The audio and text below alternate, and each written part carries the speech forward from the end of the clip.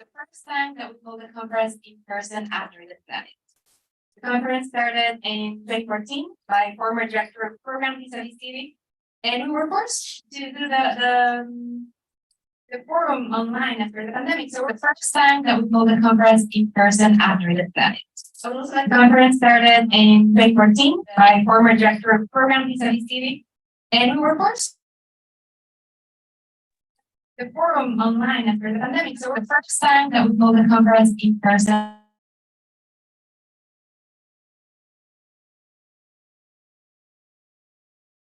We're forced the forum online after the pandemic. So the first time that we hold a conference in person.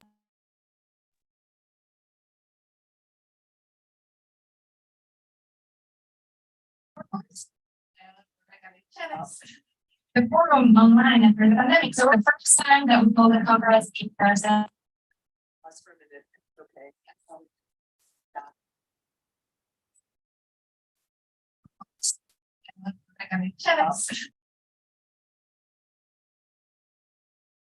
Conference in person. Pause for a minute. Okay.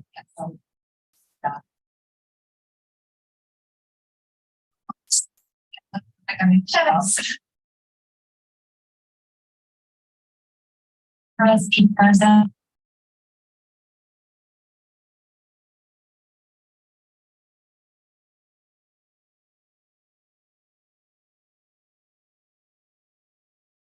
Okay, here we go. So Daniela, thank you for starting us off. Good morning, everyone. I am so delighted to welcome Dialogue's 7th annual energy conference. And I want to thank Daniela for creating this platform discussing the future of energy systems in this dynamic. So as we gather today, we find ourselves at a pivotal juncture in Latin America's energy landscape. Conference theme, Shaping a New Era of Energy Systems, reflects the urgency and also the opportunity that lie before us. Latin America's energy sector has long played a significant role on the global stage. And it is essential to recognize that the world, yes, it's undergoing a profound energy transition, but that Latin America is expected not only to be part of, but to play a leading role in this transformative journey. The increasing focus on sustainability, decarbonization, and the fight against climate change is reshaping the very foundations of our energy system. In the years to come, we will witness accelerated changes in the Latin American energy sector. So today we're going to have the opportunity to delve into a wide range of topics, from discussing the strategies of the leading oil producers to how to abate emissions in sectors that are difficult to electrify, and how Latin America can leverage recent US legislation to spur innovation and resilient supply chains. As we reflect on the challenges and opportunities before us, it's crucial to keep in mind that climate change does not recognize borders, like many of the most pressing challenges. And the decisions that are made in one country, especially the largest economy, have far-reaching repercussions. And this, of course, underscores the importance of hemispheric collaboration. We must also recognize that a sustainable energy future is not only an environmental imperative, but an economic one as well. Clean energy technologies offer opportunities for economic growth, for job creation, and enhanced energy security. The energy sector can be a driver for economic prosperity for Latin America, and it is our responsibility, it's our responsibility to seize this opportunity in a just and equitable way. We have the opportunity to craft innovative solutions that benefit us all. This morning, we're going to have the opportunity to hear from experts, policymakers, industry leaders, and innovators who are at the forefront of shaping this new era. Their insights and experiences will guide us towards solutions that are not only visionary, but also actionable. To that end, I want to introduce our keynote speaker, Principal Deputy Assistant Secretary for Energy Diplomacy at the Bureau of Energy Resources, Laura Lockman.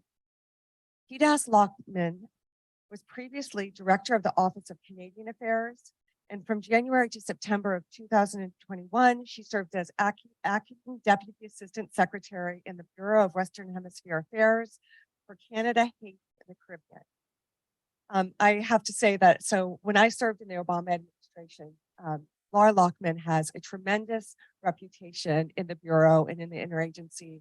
And I'm also pleased that you have such a deep experience in Latin America and the Caribbean.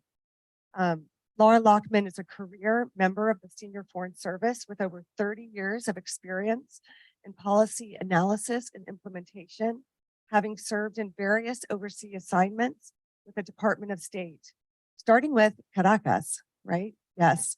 And also including Bogota, Sao Paulo, and then outside of the region in Moscow. So a very diverse set of very important countries. So PDAS Lockman also served as the State Department's and in the State Department's Office of Cuban Affairs at a very interesting moment, and also in the Bureau of Oceans and International Environmental and Scientific Affairs. Two fun facts I learned from Daniela is that she speaks 5 languages. I'm very jealous, and also that you're a black belt in karate, which is pretty great. No longer lethal. So please join us in welcoming DAS Laura Lockman.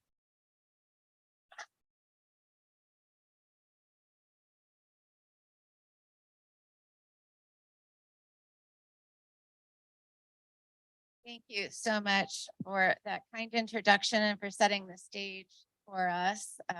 Really appreciate that, Rebecca.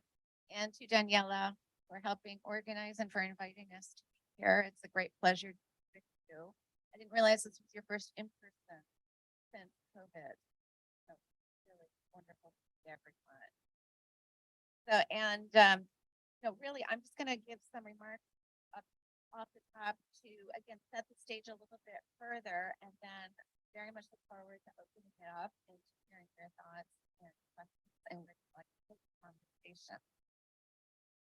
So clearly, at the highest levels of the Biden administration, confronting climate change has become a tenet of not only our domestic policy, but our foreign policy. Accelerating the global transition to a low carbon future is a key part of that work. We're committed to doing so in a way that safeguards U.S. energy and our geostrategic interests, while also accounting for rising and economic growth in Latin America and around the world. It's the Biden administration priority to address these types of challenges through our alliances and our partnerships. One of the most important relationships is with our neighbors to the South. Collectively, our economies are endowed with that we need to advance and deploy clean energy technology at scale while creating good jobs for our citizens and growing our economy. New energy technology can and will address challenges like climate change and support the simultaneous develop sustainable, transparent, and diverse supply chain to support these technologies. But it will take historic levels of investment. Domestically, the United States has taken action, bipartisan infrastructure law, the Inflation Reduction Act, and CHIPS and Science Act, turbocharge of energy research, development, demonstration, and deployment. We also see tremendous effort and investment in emissions abatement. Global Methane Pledge is a collective goal to reduce methane emissions by 30% by 2030 from 2020 levels. President Biden and European Commission President launched the Global Methane Pledge at COP26 in Glasgow. By April 2020, 150 countries had signed up to the pledge, including 30 from Latin America and the Caribbean. Even in hard-to-abate sectors, the innovation and investment U.S. strategy targets high-impact sectors that Rebecca referred to earlier, where electrification is difficult. So that would include steel, chemicals, transport, and others as a precursor for shipping and aviation. The public sector alone will not be able to finance new industries So clearly more private sector investment and public-private partnerships will be essential. It will require investment frameworks that credibly balance the need to attract investment with raising fiscal revenues from natural resources for local benefit, and also meeting social spending and investment. So there are tremendous opportunities for Latin America and the Caribbean to develop even more of a leading role in this historic moment while supporting broad-based economic growth. According to the Economic Commission for Latin America and the Caribbean, the United States provided the largest foreign direct investment in the region last year, with approximately 40% of total investment, followed by Europe with 17%. Last year was also an exceptional year for the region, attracting foreign direct investment overall. In fact, a recent UN report noted that foreign investment in Latin America and the Caribbean rose by 51% in 2022 compared to the previous year, sustained by higher demand for commodities and critical materials. Transparent, open, predictable, secure, and sustainable supply chains for critical minerals are vital to deploying low carbon technologies at the speed and scale necessary to combat climate change effectively. One of our tools in this effort is the Mineral Security Partnership, or MSP, an effort to deepen collaboration to drive responsible investment in critical minerals projects. And we launched the MSP about a year ago and currently have 14 partners in terms of governance. At a recent meeting, MSP partners confirmed they're working to advance the following projects that have a high potential to contribute to the development of responsible critical mineral supply chains, and more importantly, demonstrate high environmental, social, and governance standards. These projects include 11 projects in upstream mining and mineral extraction, 4 projects in midstream minerals processing, and 2 projects in recycling and recovery. 1 project focusing primarily on lithium, 3 on graphite, 2 on nickel, 1 on cobalt, 1 on manganese, 2 on copper, and 7 on rare earth elements. 5 of these projects are in the Americas, 7 in Africa, 3 projects in Europe, and 2 in the Asia Pacific. So essentially, again, this is an effort by 14 of the off-taker countries to bring to the table all of the public and private sector capabilities that they have to get projects off the ground in other parts of the world, including our own countries as well, though, for the mining and processing of these minerals at very high standards. Obviously, mining is already a vital sector in many Latin American and Caribbean economies and an important source of income and investment, as well as generator of employment. The region actually has 2/3 of the world's lithium reserves and approximately 40% of its copper, in addition to nickel, graphite, and rare earths. More than 60% of the energy generated in the region is supplied by renewable sources. Many countries in the region can produce clean energy beyond their own needs and export. Another promising area where Latin America can potentially gain a competitive advantage is in hydrogen. Clean hydrogen has been gaining attention from Latin America policymakers over the last several years, mainly due to the abundant and low-cost renewable sources that can enable production of globally competitive clean hydrogen for domestic use, as well as export to global markets. Currently, 6 countries in the region have published hydrogen strategies or roadmaps, while 6 others are in the process of preparing theirs with Inter-American Development Bank and other institution support. So I know I've been talking quite a bit about commodities and critical minerals because they are obviously the necessary inputs to the next generation of energy that we use globally. But before I close, it's also important that we consider our efforts to prevent the deforestation of the Amazon, which absorbs 1/4 of the CO2 absorbed by all the land on Earth. We appreciate and support Latin American countries' commitment to conservation, which is as significant for our climate goals as these clean energy technologies. In April, during a meeting of the Major Economies Forum on Energy and Climate, President Biden pledged to request $500 million over 5 years for the Amazon Fund and related activities in the context of Brazil's renewed commitment to end deforestation by 2030.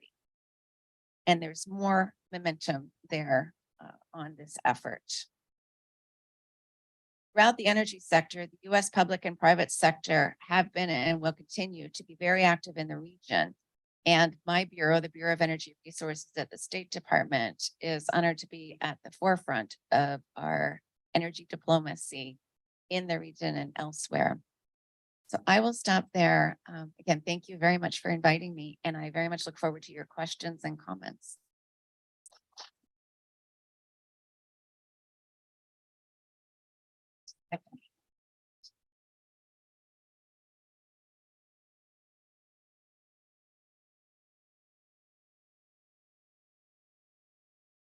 Thank you very much for your comments, Judas Luckman. I encourage attendees to start thinking about questions. I'd like to be respectful and mindful of Laura Luckman is with us for 10 more minutes. And I would also encourage our online audience to submit their questions and emailing us at meetings@thedialogue.org or submitting your questions via Zoom, which I will be monitoring. PDAS Luckman, you mentioned that in last COP, the global methane agreement was signed. What can we expect in November from the United States? What can we expect of US leadership at COP come this November? Thank you very much for that question. Yes, the COP28 is basically billed as the implementation COP. So we have the pledges, which were actually augmented in many cases after the last COP. And now we need to turn our full attention to fully implementing and executing on those pledges. And so the U.S. will, of course, be there in full force, led by our former Secretary of State, John Kerry. And we'll have representatives from all parts of the U.S. government there, including the Department of State, Department of Energy, Commerce, et cetera. And we've been having a lot of interim, of meetings with both public sector and private sector in the lead up to COP to hash out some of these questions and to figure out how we need to best focus our time and effort at the COP on securing, concrete ways to implement those pledges. And one of them is through things like the Global Methane Pledge. And interestingly, with COP hosted by Abu Dhabi, which is obviously a major oil and gas producer, that is an opportunity to recognize that not only do we need to focus our efforts on developing alternative forms of energy and lower emission forms of energy, but we also need to focus on reducing the emissions profile of our existing forms of fossil energy. And that is critical to reaching those goals, to implementing and executing on our goals. So it should be a very broad-based conversation looking at all of the different sectors and how we can advance in all those. Thank you so much. I would like to take one question from the audience. Please raise your hand, introduce yourself, and let us know where you're joining us from. One question from the audience. Well, I have a few follow-up questions. Last year, after Russia's invasion of Ukraine, sort of forced COP conversations to focus very much. We got other achievements, of course, but they focus very much on energy security. Do you think geopolitical turmoil in the Middle East, especially here, will have the same effect? So we've definitely had our geopolitical turmoil over the last years from various sources. And you mentioned, obviously, the Russian invasion of Ukraine was a major global disruption. And now we're all looking at a really heartbreaking situation in the Middle East. I think, again, a lot of what has happened, and particularly Russia's weaponization of energy, it really drove home the point that we have to diversify our sources of energy. And the best way to do that is to have them as local and renewable as possible. And so it is basically recognizing that energy security and the energy transition are fully complementary. And so while we look to making sure that we have the fuels that we need for our economy in the immediate term, we cannot lose sight of the need to continue along the transition path as well. And again, they're fully complementary. And so essentially what we also need to be aware of is that in developing these new forms of energy, that we do not come across the same problem we did with fossil fuels, where we're reliant on just a few large dominating producers. And right now, obviously, the supply chains are quite dominated by one particular large producer and processor of critical minerals, which are necessary for the technologies we need to move down the transition path. So that is, I think, a collective effort and responsibility that we all have at this point to diversify to the extent we can sources for mining, processing, recycling, manufacturing, and to ensure that we have what we need to be able to get to a better place on energy security and climate. Yes, we'll take a question from the audience.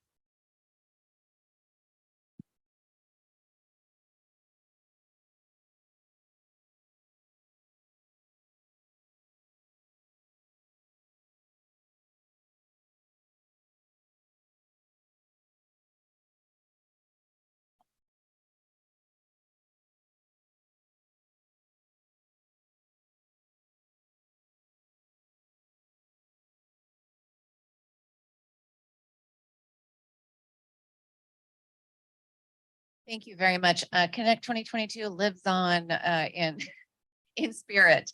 You're absolutely right. Interconnections between electrical grids is a key part of the solution here to incorporating lower emissions forms of energy production, of generation, and have continued and will continue to work with regions such as Central America and also the Andean region on their electricity interconnections.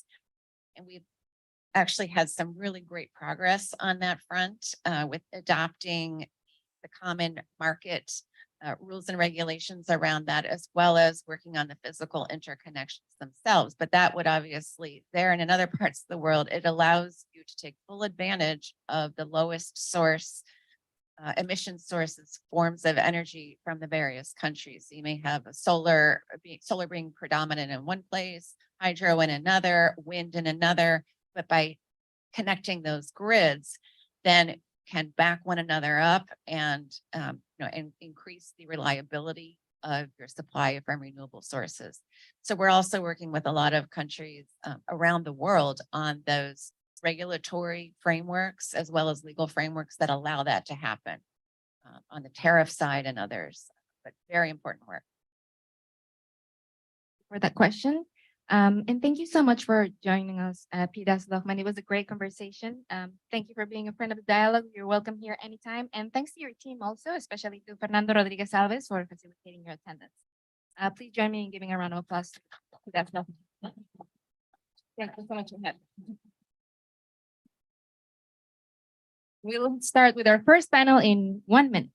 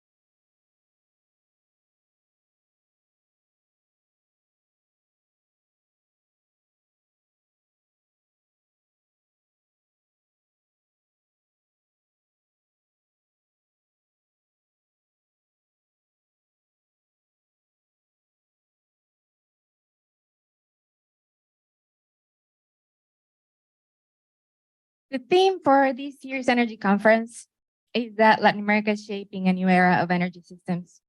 In 2023, Latin America's energy landscape continued to grow in complexity. Governments across the region showed increased interest in diversifying energy sources, which included investments in bioenergy projects, non-conventional renewable energy sources. And while these trends deepened, the region continues to invest in fossil fuel exploration and production, with a handful of salient countries bolstering their presence in the global oil and gas markets.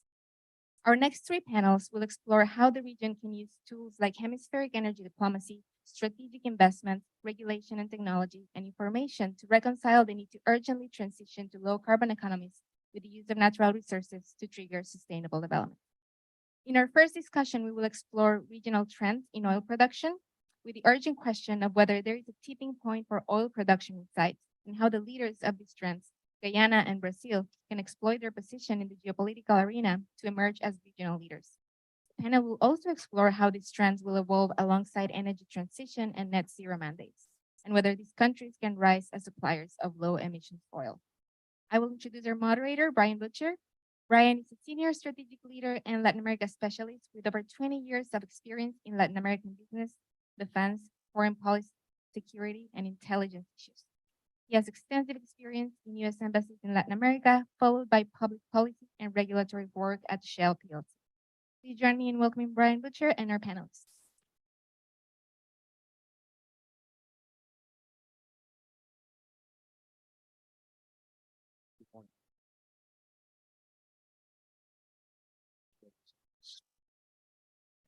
Great. Well, thank you very much that introduction, Danielle. It is a privilege to be here today in the first in-person conference in 4 years, 5 years here. So thank you.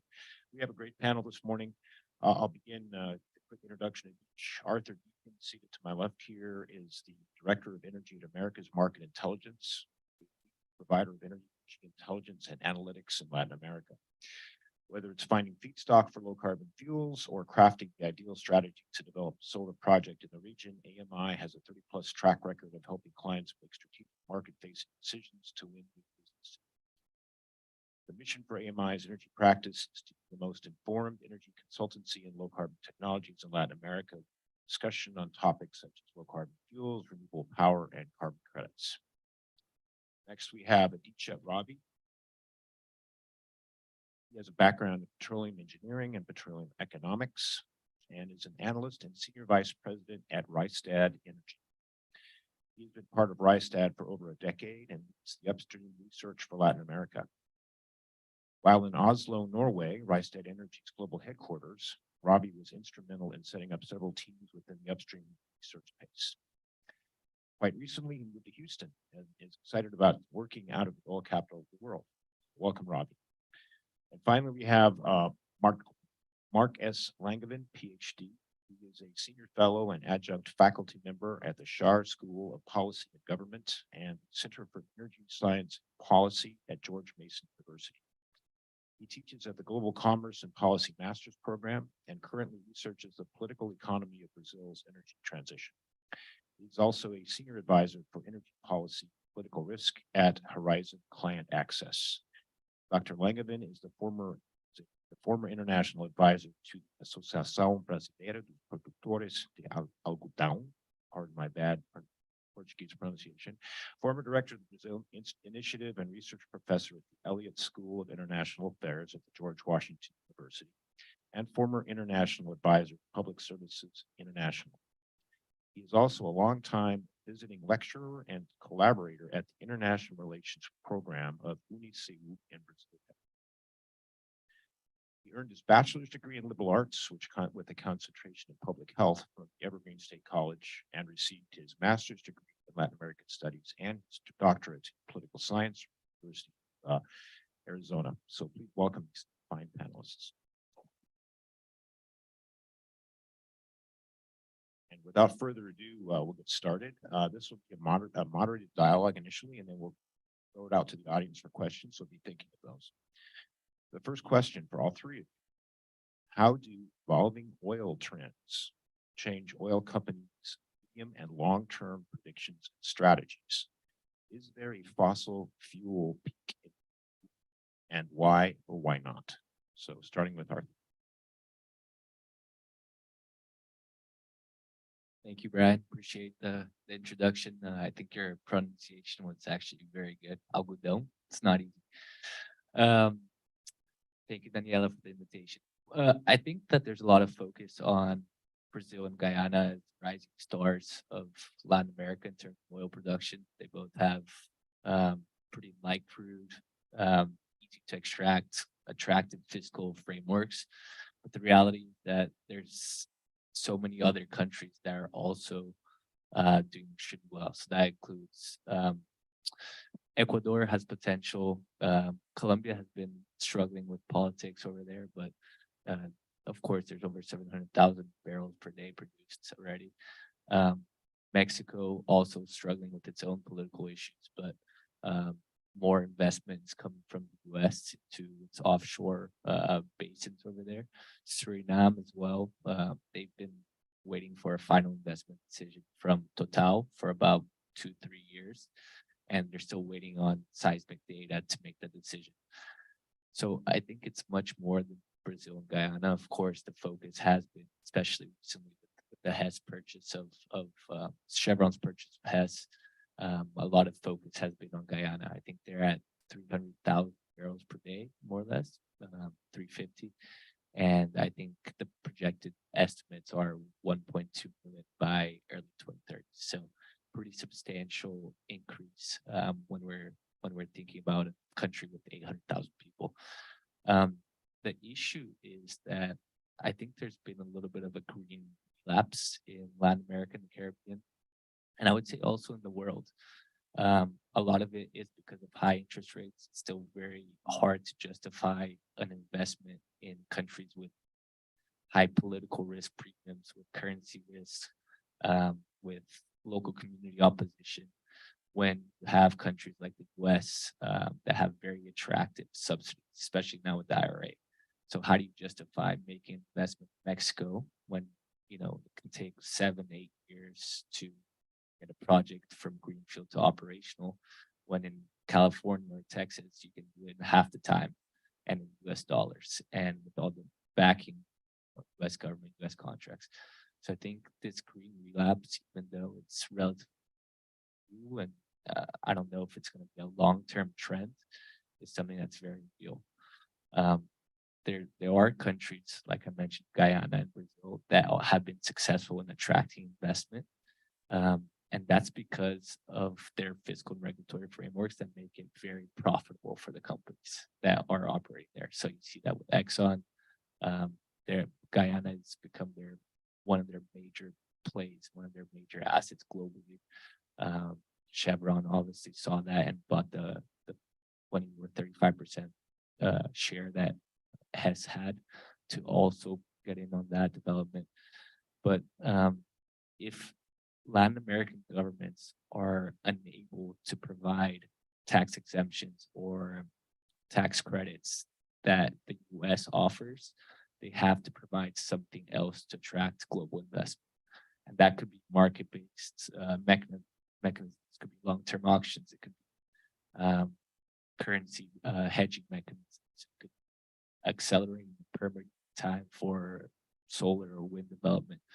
But the reality is that the Latin American governments can't throw money at the problem like the US or developed markets.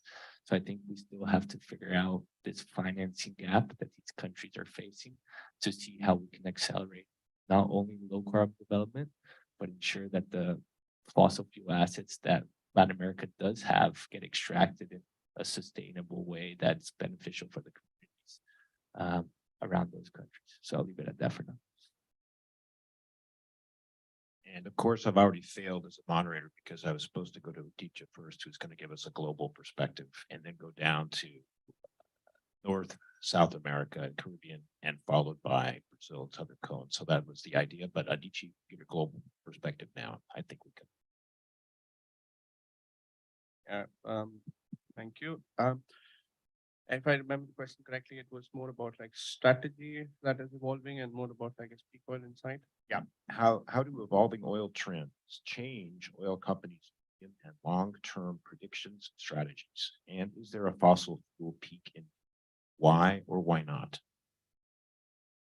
I think I can start with the second question first. I think Rice Energy has done extensive amount of work when it comes to modeling demand, and we look at different sectors.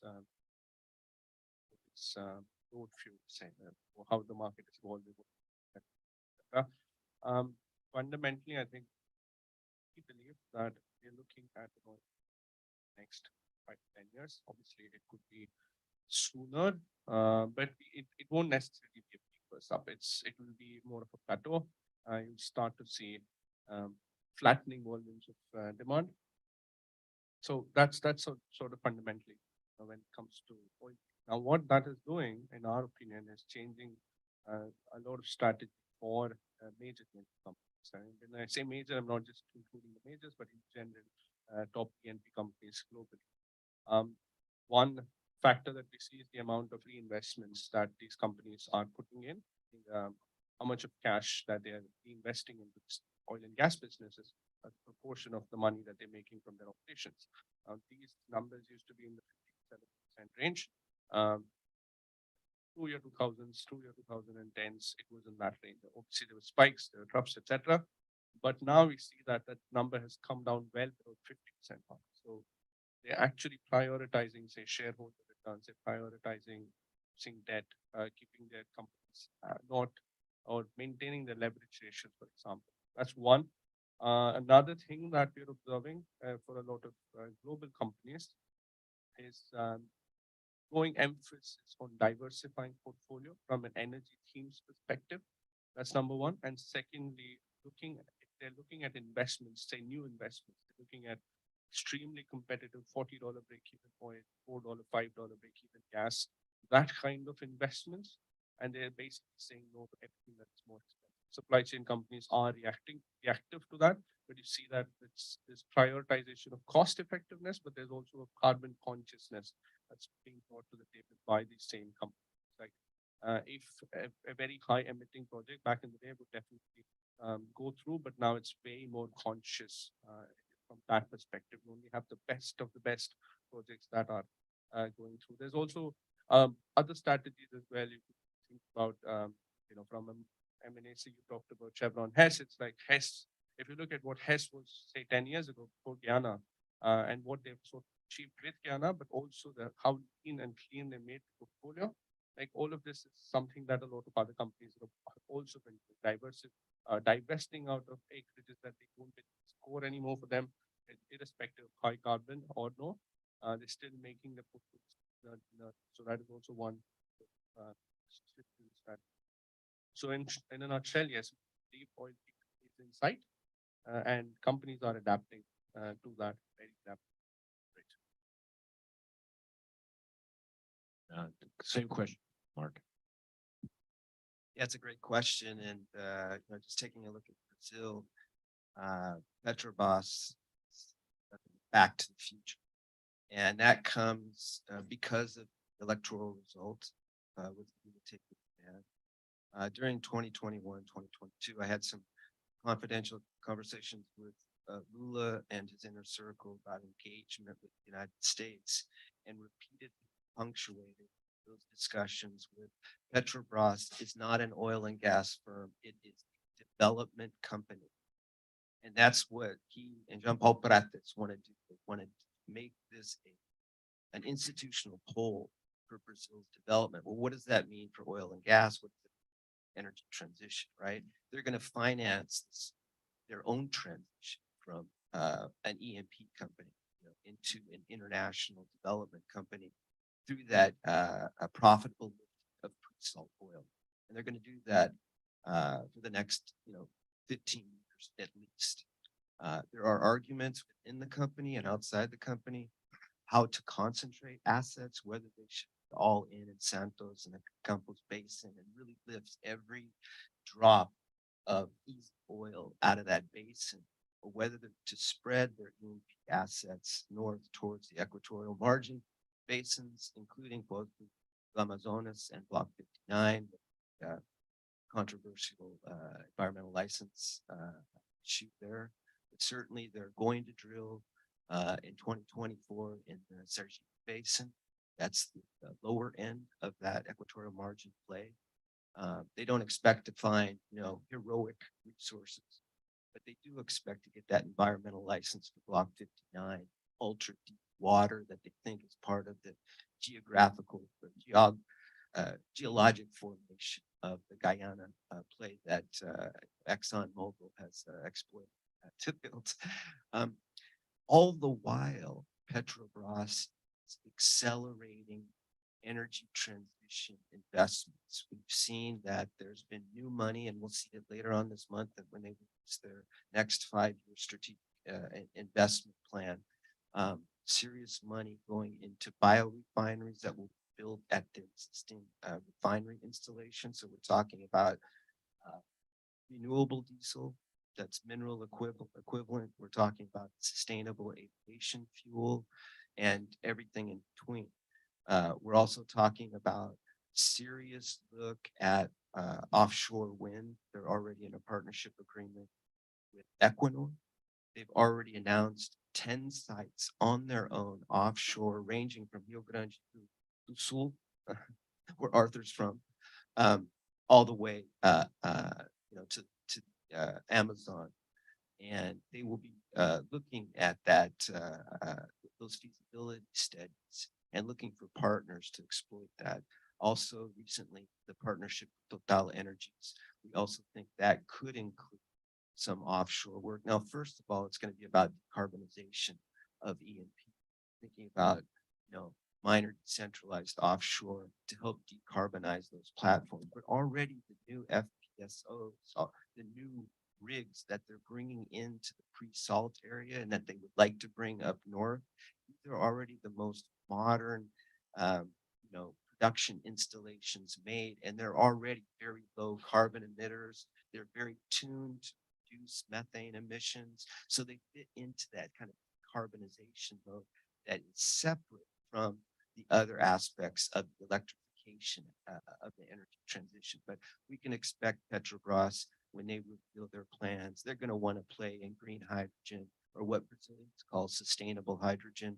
They're going to want to play in a lot of different areas in research and development. And just to finalize this, the upcoming second cycle of permanent offer for production sharing pre-salt blocks, there's 5 up in December. Petrobras is nowhere to be seen, unprecedented. And I think what they're telegraphing basically is they want more companies to get experience in ultra deep water exploration and production. So they don't want to crowd out the Exxon, Chevrons, Total, Shell from gaining more experience in that pre-salt play, so that they can free up their E&P budget, their CapEx, to go north. And I think what that means is, as a development company, if we look at it, they're going to continue to be profitable. They're going to continue to expand their portfolio. And according to Prates, the CEO, they want to re-internationalize companies. So they're going to play Bolivia. They're going to get back to Bolivia. I don't know if they'll get to Vaca Muerta in Argentina, but certainly the government bank is going to do all it can to help facilitate logistics and transportation of that gas into the Brazilian market and Mercosur in general. So I think a lot of good things to be had both on fossil fuels and energy transition coming out of Brazil, in particular Petrobras. Great, thanks. Now we're going to do 3 more questions, one for each panelists, and then we'll take your questions. So first question, just for you, Arthur, is how will the energy transition unfold in oil-producing countries, given their domestic political and economic challenges? Yeah, that's not a easy question to answer. And just going off of what Mark and Aditya said, I think there's a lot of high-grade assets for oil and gas companies. And that's why Guyana and Brazil are so attractive. It's the low breaking costs, it's the light crude, relatively stable political frameworks. Venezuela, there's been lots of talk about it.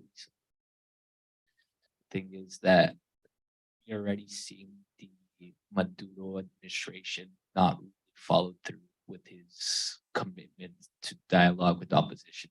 So it's tough to see this 6 month exemption continue for a long term. And without that, it's hard to see companies reinvest in Venezuela. So I think the EIA estimated that Venezuela is going to increase production by 200,000 barrels per day by end of 2024. So they're not really going to move the needle when it comes to additional capacity coming online. Vaca Muerta, similarly, I think they could be producing up to 1 million barrels per day. But until they can figure out the currency issue, they can develop the infrastructure to move the gas from Vaca Muerta, I think they're going to struggle to attract that investment. Regarding your question, Brian, Latin America, they're lucky because there's so much hydropower that it's very easy for Latin America to say that they are the most, forward or most decarbonized region when it comes to their energy matrix. And it's true when you see it in pure numbers. But when you take hydro out of the equation, look purely at solar and wind, when you compare it to Europe or China or the US, almost every single country in Latin America is behind. I'd say maybe Chile in solar, perhaps Brazil to an extent, but every other country is behind. So there's several reasons behind that, but one of them is that most countries are very dependent on fossil fuels for their revenues to balance their budgets. So there's very little incentive for them to transition away from those oil and gas revenues. With this green relapse that I was mentioning, I do think that transition is actually going to be delayed even further. A large part of that is the high interest rates, and also just priorities from the majors. Saw Shell recently, announced acceleration of their LNG portfolio, Saudi Aramco as well, and it makes sense. It's what makes money for them. It's proven business models, and renewables have come to a place where they're just not as competitive when it comes to returns. And that's especially the case when you're looking at Latin America and Caribbean. So I do not expect any type of acceleration in terms of transition in most Latin American countries. There's always exceptions. Barbados is trying very hard to electrify their grid. It has its own challenges. Chile has done very well with distributed generation, but the reality is that Latin America is still going to be very dependent on oil and gas revenues for a long time to come. Thanks. Okay, the next question is for Mark, and the question is from a geopolitical point of view. How will the energy transition unfold given international political and economic challenges? Thanks, Brad. Well, we're in Washington, so let's talk about it, right? We're all celebrating IRA and all the promotional subsidies for the energy transition here in Washington and North America, and we're kind of ignoring the costs, and the costs are geopolitical. We're isolating ourselves, turning inward, and we're failing to engage who we should be engaging in the global energy transition. And of course, one of those countries, obviously, is Brazil. Now, Brazil's always been a leader in the renewable energy because of the hydro that Arthur spoke of, and of course, biofuels, ethanol, and so forth. I started out my career in energy policy working for MIGIC in Brazil, the Ministry of Trade and Development, organizing a series of meetings here in the United States in 2004 between the U.S. and Brazilian ethanol industries. We also, in 2007, signed a biofuel cooperation accord between the two countries, and look what's happened. Virtually nothing. There's no integration there. There's no marketing, nothing, right? We also see a lot of talk and so forth, but the recent trade agreement with Mexico and Canada really fenced off elements of Brazilian manufacturing that had depended on the U.S. market, especially in the automotive and aviation sector, certainly in the automotive sector and so forth. We continue in the energy transition to kind of keep Brazil and the Southern Cone, Mercosul at a distance, while we've seen really interesting developments on the manufacturing side. I'm studying right now with some Chinese colleagues, Chinese capital goods industry's contributions to the energy transition in Brazil. We see BYD starting up car manufacturing in Bahia. They'll get into batteries as well with the lithium play in Minas Gerais. We see Jinko Solar, potentially Canadian Solar, developing manufacturing in Brazil, from Mercosul and so forth. Where's the United States? United States, the Biden administration and Republicans as well are just hoping that the market somehow takes care of itself. That's just not going to happen. Where does that leave Brazil with respect to global energy transition? They see their biggest play with the other countries that are doing some heavy lifting right now. And that, of course, is China. We've seen some impressive lifting in South Africa. And of course, India has its challenge with coal, obviously, but they're going to make some strides as well. And that's where Brazil sees their comfort zone in that BRICS formation, adding on Argentina, which will help Brazil kind of bring in Argentina into a global movement towards responding to climate change and so forth. But what are going to be the demands of Brazil, Argentina, and the BRICS that the developed industrialized countries pay more, right? We're talking about international climate mitigation and adaptation finance. Most of the work that we've been looking at from the IMF, World Bank, Inter-American Development Fund, all really time the mark on the international climate financing mechanisms. And we'll hear from President Lula and Brazil about that at the COP28 here next month. So I think Washington is making a strategic error of not working really closely with Brazil and its partners on this global energy transition. And it's going to cost Washington geopolitically, possibly not economically, because promotional subsidies through the Inflation Reduction Act are going to have a lifetime of potentially 1 or 2 decades.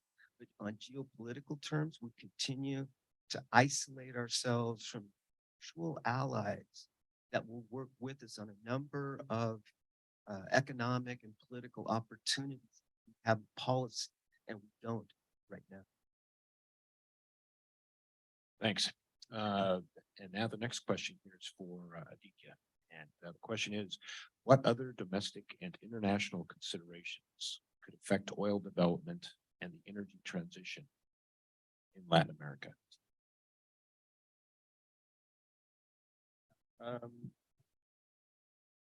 Question. I think I can start from domestic consideration point of view. I think there's a lot of things that has already been mentioned, but let's probably throw some numbers around that as well. So you did mention exploration in the Equatorial Margin, Costa de Amazonas, recently had licensing for the Potiguar basin well. Or again, for a broader audience, north of Brazil is extremely prospective. That's, I think, the source of success that has been seen in Guyana, Suriname, and obviously all of this Pangea, so all the success from, say, the West African countries that I've seen. So it's like that's the extension that I've seen. Since 2014, there hasn't been a large discovery in Brazil. Obviously, between 2006 to 2014, there was a lot of oil found in pre-salt, but since then there hasn't been.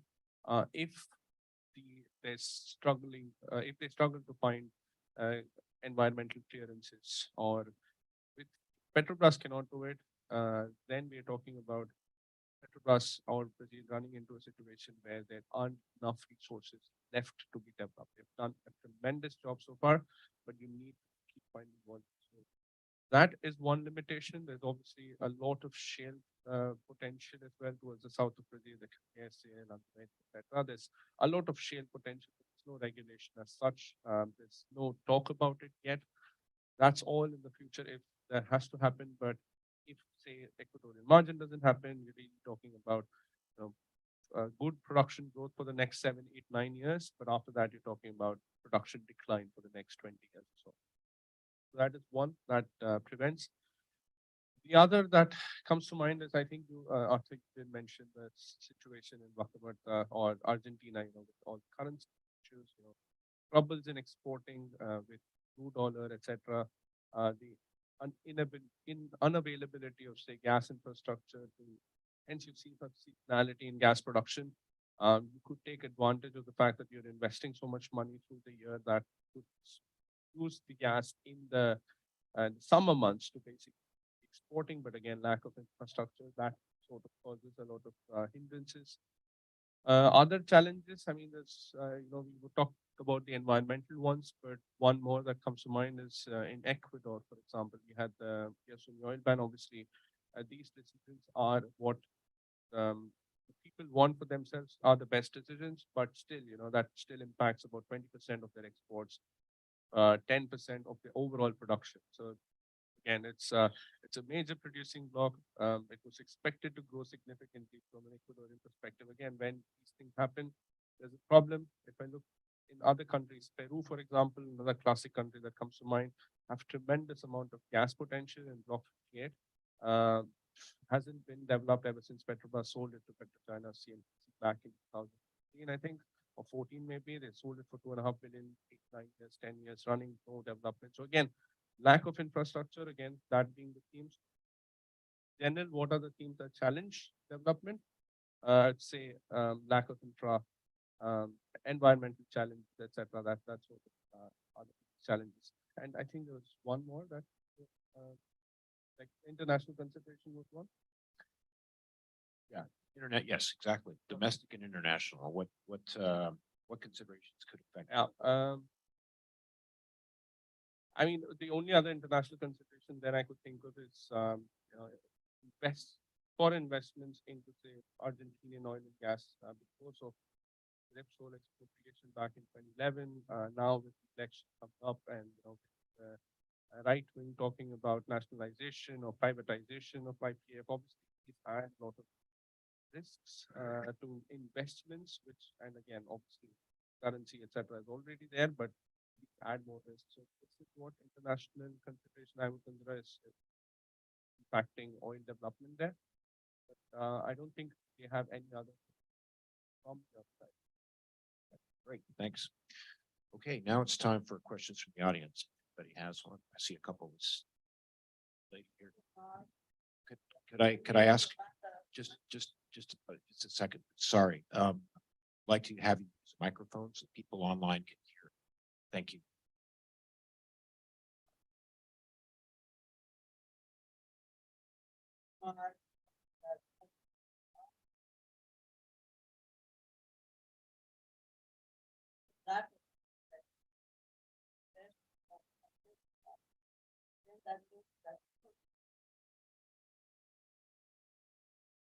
The countries, okay, you say that there is a lack of interest in Latin America for investment.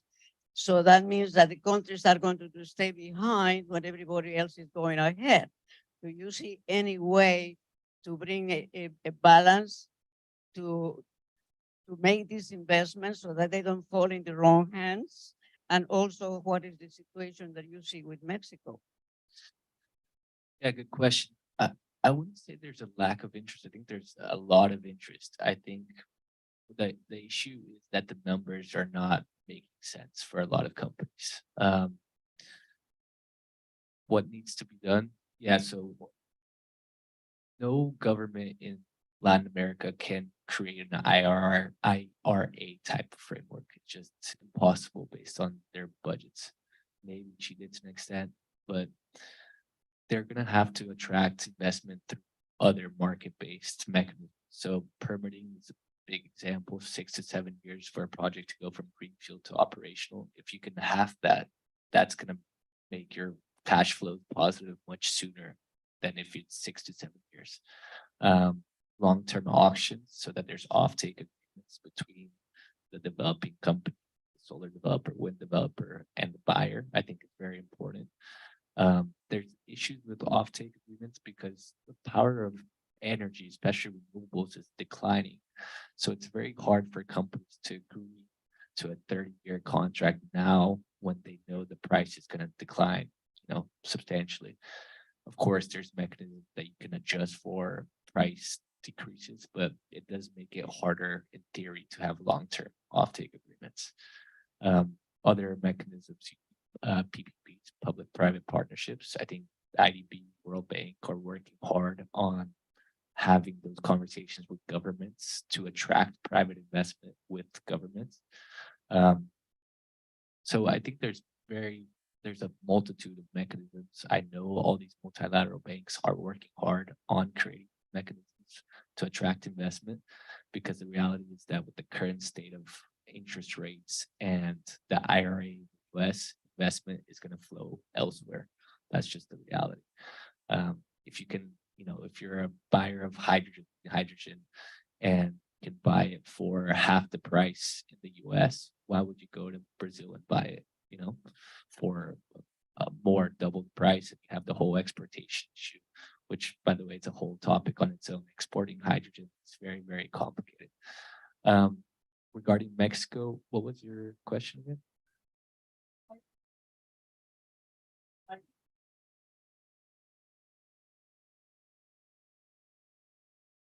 Yeah, Mexico definitely had a 4 or 5 year kind of stagnation, right? Not only in power generation, but in transmission infrastructure, which is massively important for the energy transition. Everyone's wondering what the next president's going to be like. It's looking like Sheinbaum. She has an electrical engineering background. She's produced academic papers, biofuels and energy transition. So there is hope that she will be more forward-looking when it comes to energy transition, and that a lot of her rhetoric now is just to get the support and the votes that AMLO is able to move and attract, right? We don't really know what's going to happen. Nobody really knows what's going to happen. But the reality is that there's a lot of companies, Europeans, Americans, Canadians, interested in Mexico. And nearshoring, friendshoring, whatever you want to call it, is a big part of it. But also Mexico's labor force, I think, is a fourth of the cost of what you're seeing in China. So the economics in Mexico and the proximity make a lot of sense. But if you can't get clean, reliable, affordable power for these companies to develop their industrial processes, they're going to go elsewhere. They're going to go to Central America. They're going to go to Vietnam. So Mexico has a massive opportunity here. We don't know if they're going to squander it or not, though. Yeah, no, it's not great. Briefly adding on to that, there's been some research, some of it coming out of work. And last year I did a big study for upground this in Brazil and learned some of this as well. But the differential between the return on investment for oil and gas projects and wind and solar now is so large. On average, we're talking difference between 6, 7, 8% for wind and solar as the prices go down, and then oil and gas around 13, 15%. So what's going to happen are fiscally stressed governments in Latin America. Did I say Argentina? Are still going to have to prime the pump. We still need promotional subsidies to make up that difference. We've seen this here in the United States with the Inflation Reduction Act. Take a look at the tax credit, $7,500. That's meant to try to fill in that gap, right? They're going to have to continue to do that in Latin America, but they also need that added value. So they need to structure carbon markets. That's why this COP28 is going to be so important on the discussion on Article 6. Can we come up with a global framework for verifying and trading carbon emission avoidance? This is going to be critical for fueling or pacing the energy transition in Latin America. Without it, and given the fiscal duress of many of the governments and large companies like Pemex in Mexico, I really don't see that we can accelerate. We're going to just kind of muddle through the energy transition, as Arthur talked about. Okay, we had another question. I think the gentleman in the center here I saw. And also, yes, please do identify yourself and affiliation. Good, thanks. Okay. James Bosworth with Hexagon. So I actually had a very similar question, but let me frame it a little bit differently here. Arthur, you opened up with Colombia does 700,000 barrels a day, but they have political problems. Mexico, yeah, they have political problems. So, hey, let's talk about Brazil and Guyana. And I'd like to talk about Mexico and Colombia and Venezuela and Ecuador and Peru, where political problems are holding back traditional energy. So forget the energy transition for a second. But we're going to have an energy transition in 5 or 10 years. We're going to hit that oil peak or oil plateau. And if these countries take 5 years off because they aren't in the right frameworks to get traditional oil going, what happens to that traditional oil sector in those countries? You know, if not, these countries really can't get off the ground in the next 5 years, they don't follow the recommendations that everyone's making. Does oil stay in the ground? Do oil companies come in and buy out at much cheaper rates? I mean, what happens to the oil in these countries if they don't fix their problems today, and 5 years from now or 10 years from now, then they get more market friendly governments? How does that impact the oil sectors in those countries? Do they ever regain, or does Venezuela just sort of like sit and never regain its oil sector again? This is one of those questions that makes me glad I'm a moderator, not a panelist. Jeff, you want to try? Yeah, Yeah, absolutely. go So, first. good question. So what happens? We can take one country at a time. So let's start with, so the easiest one is Mexico, right? The reason why I say easy is that oil is a very important part of the economy. They have, even with AMLO, they've seen, even before that, Nieto, through AMLO, the approach is different, but at the end of the day, everybody wants oil production or gas production, hydrocarbon production as a whole to increase in the country.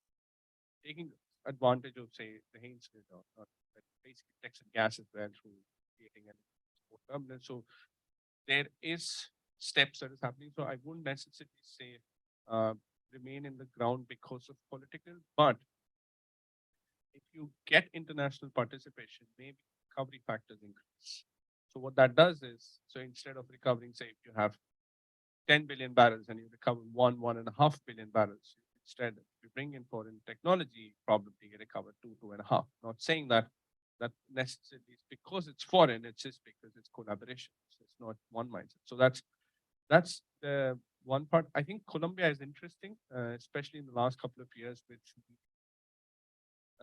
no more oil auctions, for example, no more block auctions, for example, coming forward, or more emphasis on. But I think we try to address it. Like, but fundamentally, both are important. The traditional and you can't be an old school and just think about traditional. You need to be balanced, or you can't just be like, oh, forget oil and gas. Let me go to new energy. What that'll do is, and Colombia has been struggling to keep up supply. Before the pandemic, they were at 850. Now they're somewhere close to 760, 770, 780. Condensate as well. Through the pandemic years, they were down to 700. And I remember back in 2014, 15, Ecopetrol used to have a target of 1 for themselves. So talking about 1.5, 1.7 million for Colombia as a whole. So that is a big problem. We don't necessarily say that remain in the ground, because what is the upside potential that is there? Are there really large prospective unexplored areas? If that was the case, then why would you have? Ecopetrol did expand in international. So that is an indicator that they also understand that their bases are relatively mature. And then obviously, since shale was not happening domestically, there is obviously gain some expertise. If it happens in the future, then are an advantage position. So again, not remaining the ground. Venezuela is complete. I think talked about 200,000 barrels per day. My team is working on it. We're looking at maybe 300, 400 by 2024 and 25 beginning. The reason why we think that is that the 200 are the easy barrels. We think that these easy barrels, these oil prices, can bring in more investments, can bring in more things. I mean, the country hasn't had a rig for 2 or 3 years, for example. So these things are there, but that's one country where we see 303 billion barrels of oil. Typically say that more than 95% of that is out after that happen, and all of that turmoil. It's been a great story altogether. I mean, now it's also even more difficult with the emission intensity. So look at South America as a whole, emission intensity is at 20 very range, and then when you add that, it shoots up. So in this world now, yeah, write off Venezuela. Just to quickly add to that, yeah, I don't think they'll remain on the ground, but I think the extraction is gonna be much lower than what the potential is. And companies are gonna focus on those assets that are lighter crude, that are faster in terms of like drilling and being able to export. You know, shale has that ability. That's a very fast ramp up. So Vaca Muerta has a potential there. And big reason why I think Exxon, in addition to numbers making sense, buying Pioneer is because of the shale ability to ramp up quickly. I think Suriname is actually a great example of your question because Total has been in talks or rumors of a final investment decision for I think 3 years, and they keep delaying it and delaying it and delaying it. And that's because one, the data is not coming back as attractive as they want, and then two, they don't know how it fits into their wider energy transition plan. So the window is closing there. And if a Total doesn't invest in Suriname, it could be that that gas or whatever is and some oil does stay under the ground. That's because there's no infrastructure there, basically. So you would have to develop that entire infrastructure. Where there already is infrastructure, I think it's still going to be extracted, but at a smaller, lower rate. Do we have any questions online? Not yet. Okay. Yeah, other questions from the audience? Anybody else?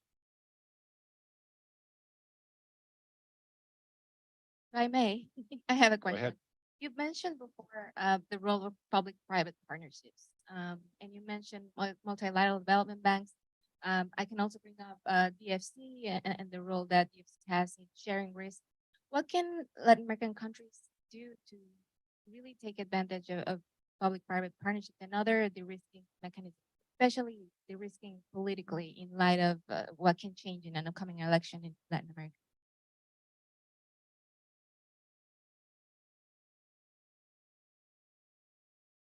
Let me just say on the public-private partnerships, there's an underlying dynamic that affects countries, especially countries in Latin America that have fiscal duress, and that is that partnership leans into the public sector as backstop. And so some of these countries, even though they may want to follow Arthur's advice and develop public-private partnerships, really can't afford to. They have a currency problem. They've got excessive debt servicing. Did I say Argentina? No. I just mean a lot of countries, you know, in the region, you know, so forth. So it's difficult. I think what's more interesting to look at is negotiations over international technology transfer within that energy transition space. And of course, there you have the public sector can provide more than just financing, right? They speed up regulatory approvals, they, assign infrastructure and so forth. You know, that Bahia, the state of Bahia in Brazil is going way out of its way to get into manufacturing area and renewable equipment and so forth. So I think that where it's possible and governments are willing to backstop, then yeah, firms are going to jump in, right? Because they're walking away from significant risk. But I don't think most governments are in a position to responsibly backstop threats, you know, especially for kind of risky projects, you know, and some of these, for example, green hydrogen projects are still kind of risky in terms of profitability and so forth. There are investors that are willing to move forward, but state, local, federal governments have to put up a lot. And I think we're seeing that play out in Brazil right now in Pecém, in Ceará, where, you know, governments are doing everything they can to roll out the red carpet. And yeah, there's some investors, but not as many as you would expect given how these governments are bending over, right? So I think we'll have to see it play out.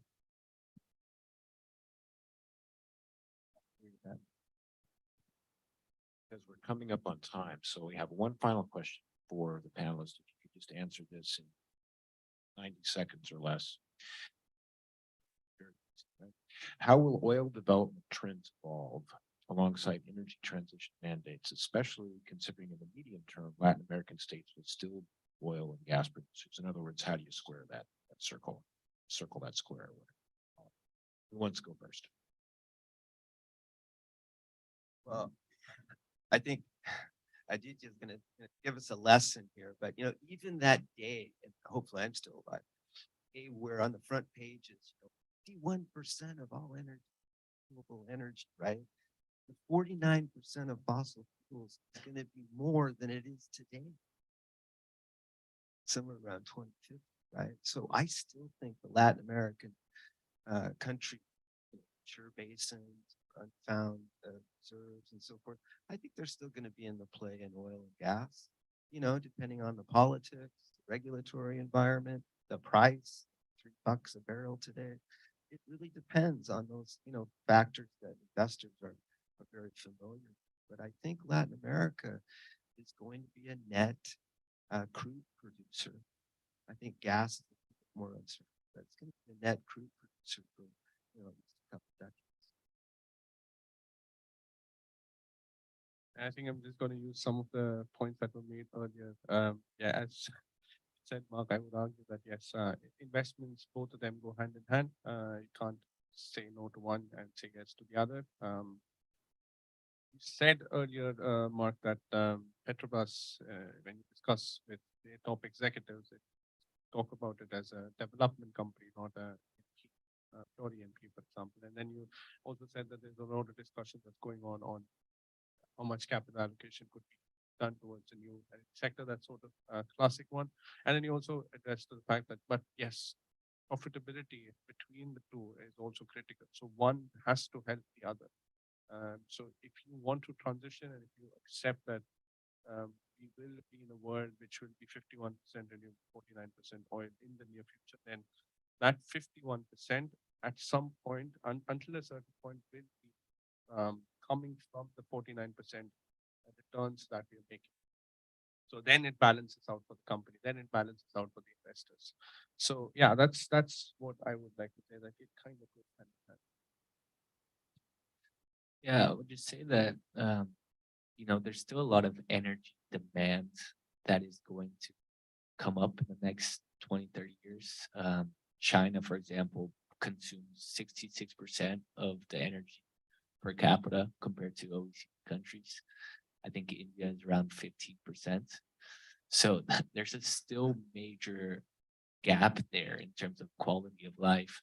And with the urbanization of economies, the development of these economies, these percentages are going to go up, and that's going to be a higher energy demand. Of course, there's going to be a role for oil and gas companies to play. They're part of this, both from providing oil and gas, but also being major investors in clean energy. They have to invest in biofuels, charging. Those things make sense. I think in terms of Latin America, it really is going to be a high grade of assets. What I mean by that is that it's going to be those light crude assets, those gas assets, in areas that are politically and regulatory stable. So Guyana and Brazil, for now, are going to be big winners of that. And as it wouldn't do to end the panel without a rapid fire surprise question. Starting with Mark and moving this way, please give me the globe well reach peak or plateau oil. Quickly. 2053. As I said, plateau, so between 27 and 2030. So 2020 and a half. Okay. I'd say 2032, and depends highly on how China can decarbonize their economy. It's been an excellent, gentlemen. Thank you. Thank you so much. And thanks to all of you as well.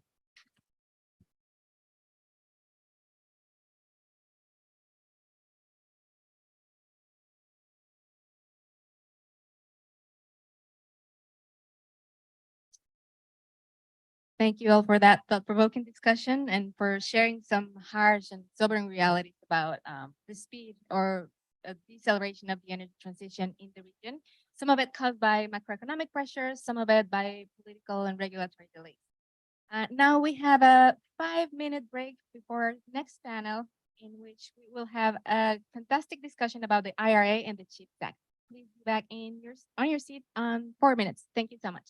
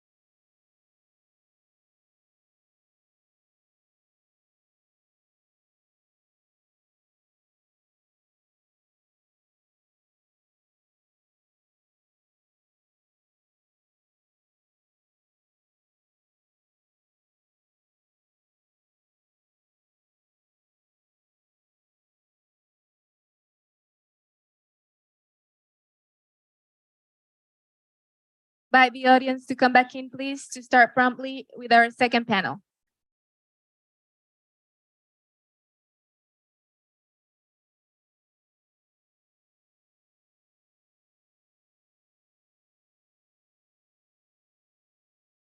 Please come in.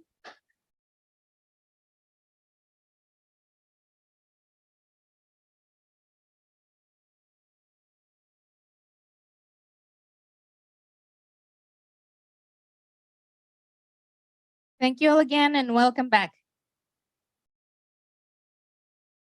In our second panel, we'll dive deep into the talk of the town that has been mentioned a few times already, the IRA, the Inflation Reduction Act, and the CHIPS and Science Act, to learn from fantastic experts if there is a role for Latin American countries, those with and those without free trade agreements, to participate of these green investments.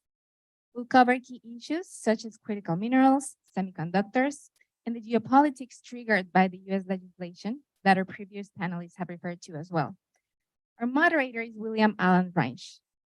Bill holds the Scholl Chair in International Business at the Center for Strategic and Center for Strategic and International Studies, CSIS. Previously, he was senior advisor at the law firm of Kelly, Dry & Warren and served for 15 years as president of the National Foreign Trade Council, which represents multinational companies on international trade and tax policy issues. From 2001 to 2016, he concurrently served as a member of the US-China Economic and Security Review Commission. He also served as the Undersecretary of Commerce for Export Administration during the Clinton administration. Prior to that, he spent 20 years on Capitol Hill. Join me in welcoming our moderator and panelists. Thank you for joining us, and Bill, take it away.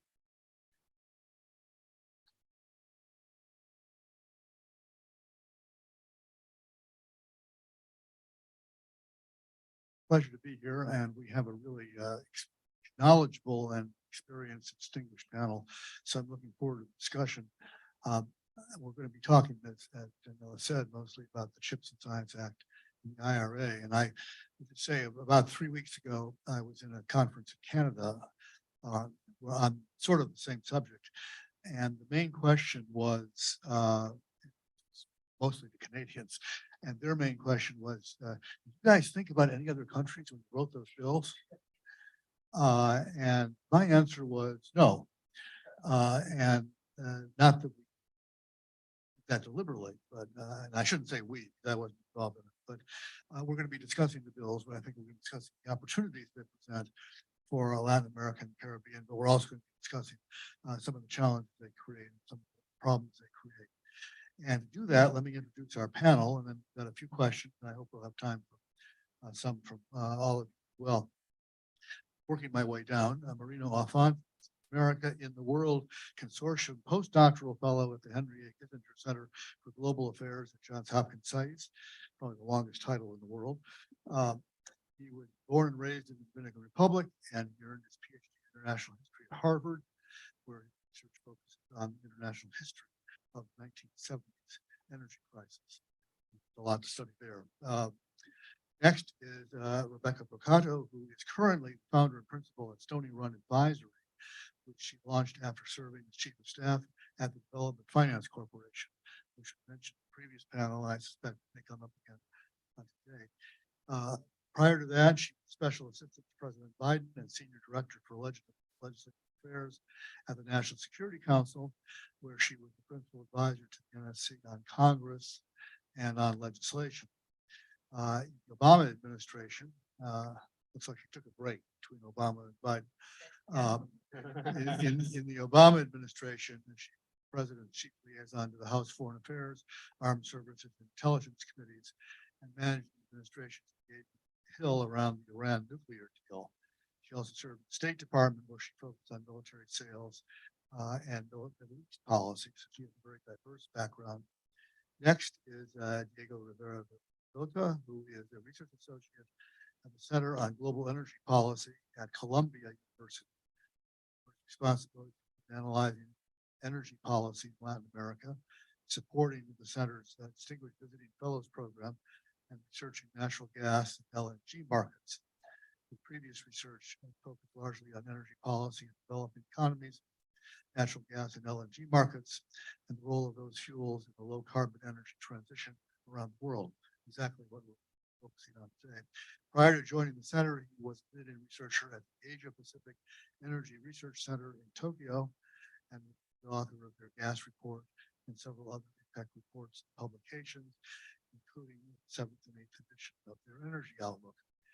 And finally, on the far left, not a political statement, geographic statement, is Lorena Montes de Oca, who is a policy advisor at Covington and Burling's Public Policy Practice Latin America, through which she provides strategic advice, regulatory advice, risk assessment, and consulting services to international clients with investments and operations in Latin America, and also to Latin American clients with global presence or interest in expanding their operations overseas. Prior to joining Covington and Burling, she was a consultant for the IFC, the IAD, as well as private companies and economic development associations in Latin America.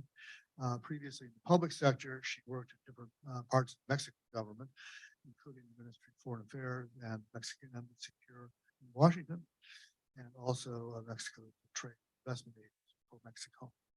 So a distinguished group, and let's start with the questions. First one, going to be for Rebecca, and then we'll just go around. And if anybody else wants to comment on anything you say, weigh in. You're welcome to that. So Rebecca, let's start with U.S. policy on minor use these, okay? We have an online audience. From a U.S. policy perspective, what did the IRA and CHIPS and Science Act for the country in terms of what it took politically to have them approved? What does this indicate about the momentum for an economic statecraft agenda? Thanks so much, Bill. I hope everyone can hear me and I'm successful in the microphone. Great. Okay. My colleague is telling me to really get in here, so here we go. Bill, I appreciate your moderating this panel. I'm excited to be here with such a distinguished group. As Bill mentioned, my experience is very much grounded in domestic American political foreign policy agenda, sitting in sort of the nexus of congressional policy, which I think is in some ways a very good way to start this panel. You know, Bill made a point at the top about kind of how folks were thinking about national security and foreign policy as bills were moving through the Congress. And I also agree with the strong efforts of, you know, the details of this legislation. And I think the nuances that are at the core of what, especially my other panelists are going to be talking about in terms of how these tax credits can be utilized, especially in the region, came out of negotiations with the Congress and the executive branch. So I think important at the top to lay out that it's not a monolith and there are kind of politics at play here. The other point that I did want to make, though, is that from a national security and foreign policy perspective, I at the top of the Biden in particular sees these investments in domestic renewal and innovation as a core part of their national security and foreign policy agenda. And I think it's important to kind of keep that in mind as a framing mechanism forward for how bills can be used and the opportunities that they provide and the political space that they can create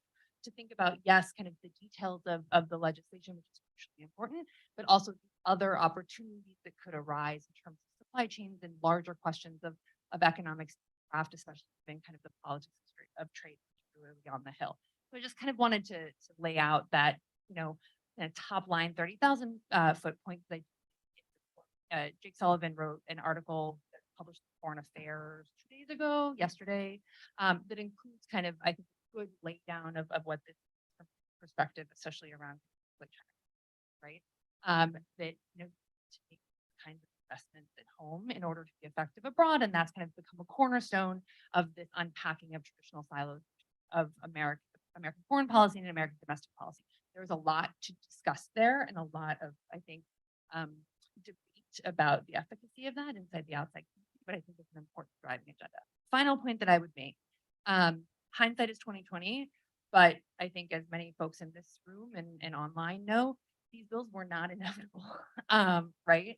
And particularly from the IRA perspective, thinking about kind of the details and what came out of the process of getting to something that could get 50 votes in the Senate, been at that kind of 50 votes threshold, there was a point, you know, where I think a lot of folks felt like that was not that trace base wasn't necessarily there, and that was kind of in the news media. And then it kind of shifted and came out differently. Also, and I think that reality and then the ramifications of that and how the legislation was then being implemented and the power in terms of things like how the regulations are together is really important. The same can be said, I think, for the CHIPS Science Act. It's a different set of politics, but threading the needle to get 60 votes in the United States Senate in a bipartisan way for legislation is a big deal. And I think that, for that to get done as part of that legislation driven by the bipartisan that was Chuck Schumer and Todd Young in particular, was a good example of legislating that's best, which also is part of this larger narrative of, I think, of Americans. Thanks so much. A quick follow-up before you throw the microphone away. What are the odds we're going to see more bills like this anytime soon? Anytime, define anytime soon. 2 years? Low. That's okay. Kind of what I thought. I'll just make an editorial comment. Let's go to Marino with the next question. This one is specifically on the CHIPS and Science Act. What will be the consequences for trade and beyond trade? Of that act, what are its broader geopolitical consequences? What do they mean for the Western Hemisphere? So thank you very much. So given that everybody here has been talking about energy and I'm bringing the chips in, I think I'll give you a broader lay of the land. So the CHIPS and Science Act allocates $52 billion for the US semiconductor research and development, manufacturing and workforce development in US territory. So first of all, what are chips? Why are they important? Where are they made? What is the supply chain? So chips are everywhere. That's why an oil historian studies them, because I see them, as many other scholars have mentioned, as the oil of the 21st century. They're everything from your iPhones and computers to your dishwasher and washing machine and microwave to satellites and space rockets. So the 21st century economy cannot work without them.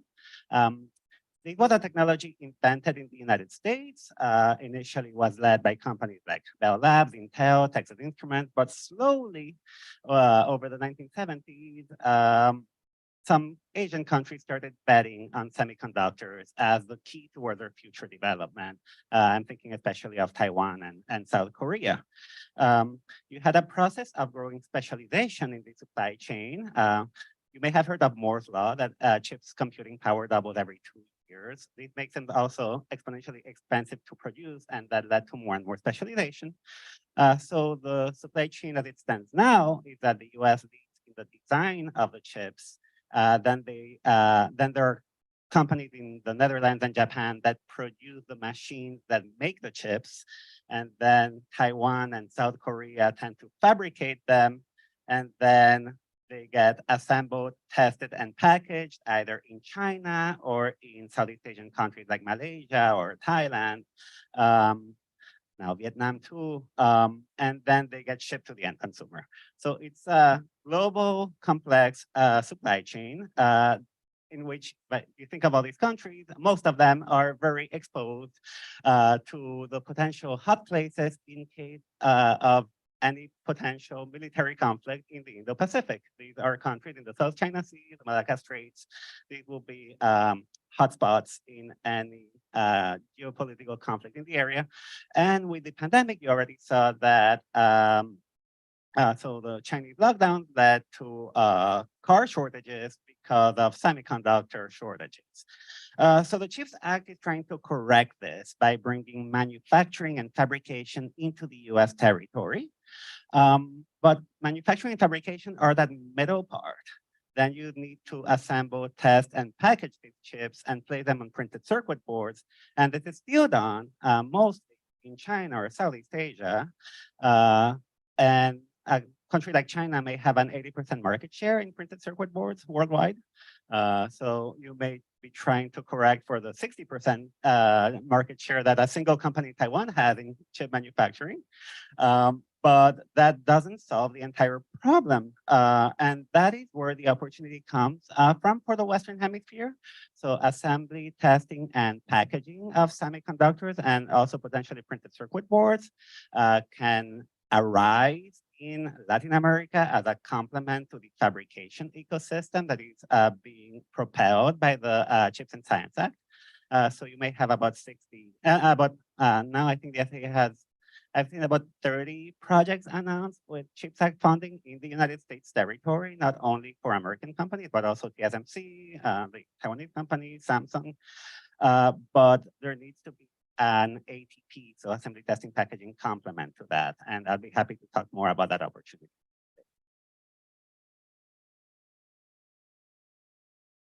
Countries, are most active. Few countries are active in this area in terms of experience. So I'll talk more about it, but Mexico has 4 ATP facilities. Costa Rica used to have an Intel plant and now it's become an ATP facility. And that's about it. But there have been moves happening in Central America, the Caribbean, and Mexico bringing together Costa Rica, Panama, Dominican Republic, Mexico, all trying to step up. So happy to talk about it. Okay, let's turn to the IRA then next. And since as a result of the IRA, what are the opportunities for industrial in Latin America and the Caribbean? Are the opportunities focused on North America or are they present throughout the region? And how do they intersect with MCA? Thank you, Bill, and good morning. It's a pleasure to be here. Thank you very much to Daniela and the team here for inviting me and for putting together this amazing event. I was lucky enough to join last year, speaking from my tiny apartment in New York City, with that amazing background. So it's amazing to be here in person and sharing this discussion with you. So let me pick up the ball where Rebecca left it on the IRA. And I think I'll start there. That is something sometimes a bit at odds or difficult to convey to non-American people, to people outside the region, and to be frank, even here. The IRA is the most consequential piece of environmental legislation, but at the same time, it has, and it was partly, it was a political compromise, and a huge chunk of that compromise lied on boosting domestic resources, domestic capability, labor being one of the main pillars. And that was a huge part of it to make it, frankly, politically viable with such a slim majority. So that means that has an advantage for US primarily. And that also means that for other countries, there has been not received as welcomed as it has been here. As Bill started, Canadians are thinking like, guys, are you thinking on your friends, neighbors, and partners, north border, and south border too, and elsewhere across the Pacific and across the Atlantic? No, we've seen clear reactions coming from allies, from close allies, including Canada, Japan, Korea, Europe, etc. So in that sense, I think Latin America, from a perspective, is not that different to us. Why would it be? In fact, Latin America has a limited fiscal space for doing that. So you cannot do a rival of the IRA, as the Europeans are trying to do, as Japan are trying to do as well, as the Canadians are doing it. So in a sense, we've seen and we've listened from companies, in off the record conversations, that there are some projects that have been thought to be happening in Brazil, in Mexico, in other regions, and they have been relocated to the US because they have limited budget and maybe the numbers favored before and now don't make sense. Now, that's not a bit of a sobering image of that. But at the same time, I do see space in some specific areas for progress. And one of them is indeed the automotive industry. And in that sense, definitely North America, both Canada and Mexico are lying on a massive opportunity. And the reason for that lies in that it is already an integrated existing vibrating industry. And we've seen already those resources, those investments going on. Probably the one with most media attention is that Tesla Gigafactory happening in Monterrey. has been now delayed lately. It's been in the news, but it's still there. And I think that's a massive opportunity for Mexico. And it's in part and a development of more global politics and geopolitics that goes with nearshoring, right? With the fuzzy word that we've all hearing in the last months here. And so I think that's an opportunity that it's not part of the IRA, but indeed both things together can represent a huge opportunity for that. And then on the other hand, like linked, of course, to the automotive industry, the space of minerals. And I'm sure we'll talk later on about it. But for now, I'd say like in the region, there are mining companies, mining represent a big share of some of the countries, GDP, Colombia, Peru, Chile, we know this well. And some of these minerals lie and are massively endowed in the region. Again, we'll go with me, happy to elaborate on this later on, but there's a big opportunity for these countries, especially those that have free trade agreements with the US, to further form part of these supply chains and actually get a big benefit and work together with the IRA. So, and finally, there's a bit of an indirect, a kind of a positive externality that I see, that it is with investment, with the development and the scale up of new clean technologies that eventually would mean that the adoption would make costs to go down.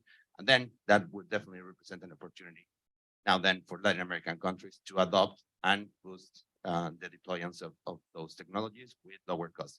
But that is something that does not happen overnight. It would take a few years, but I think that's a positive development for sure globally, and definitely Latin America would be in a pole position for take advantage of that. That would be my. I'm glad you made the point about things not happening overnight. When I speak about supply chains, I sometimes get the impression in the media that they're expecting a tsunami. A year from now, everything will be different, and all these things will arrive. It takes a very long time to start up these things. In high tech, Gary talking about the technical barriers and capital barriers are very high. Even when they're not high, it takes a long time. We study about automobile rules of origin several years ago, USMCA, and autos is a case study. And one of the auto companies mentioned as that not central to the study. It takes them 7 years to certify a supplier because there's scale issues, there's quality issues, a whole bunch of issues. And you have contractual obligations to wherever you are now. So these things are going to play out over much longer time. I just say one of the issues of the IRA, which a lot of the restrictions come into play before any of that can happen. That's going to create a consistency. So companies are going to want to take advantage of the IRA credits, for example, and they may not think that because it's an evolutionary process, not a revolutionary one. Which actually brings us into sort of legal issues. So on to Lorena, what are the wider legal implications of the IRA and CHIPS Act? Do they contradict or overlap with USMCA and WTO rules? Yeah. Thank you. And thank you, Daniela, for the invitation. It's a pleasure to be here. So as we've been saying, the IRA and CHIPS Act, it's a first look at the new US industrial policy. Really a breakthrough that probably has been in the work for a couple of decades. And finally, we're looking and trying to understand how this new industrial policy is going to work. And of course, this has provoked some strong reactions, as Leo was saying, from some of our allies and not allies as well, especially, I mean, the European Union, the UK, the BRIC countries, of course, they have been criticized, and they're discussing how this is incompatible with WTO rules.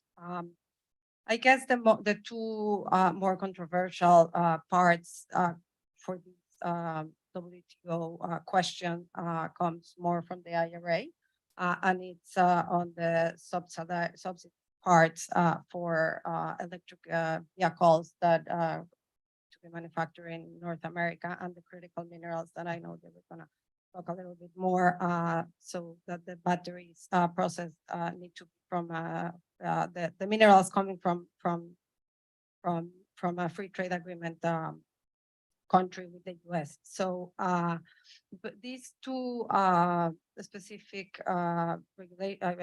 affect or are coming from are seen under the GATT Article 1 and 3, which are very specific to enforce strict barriers against most favored nations. So this is what I believe countries are really looking at under WTO, as well as regulations that protect domestic industries, and they are seeing that this is something that it's affecting WTO rules. What I see that could happen, and seeing how the geopolitics are working specifically with our allies, and seeing Europe with their own green deals, South Korea doing the same. So what I think could happen, or probably hope, it's more like a peace clause. So instead of everyone suing each other, we'll get into a process where we'll all try to work together towards climate transition and supply chain security, instead of, suing each other. On the other hand, going back to WTO, we have, as you all know, the appellate body is not functional and has not been functional for over 2 years.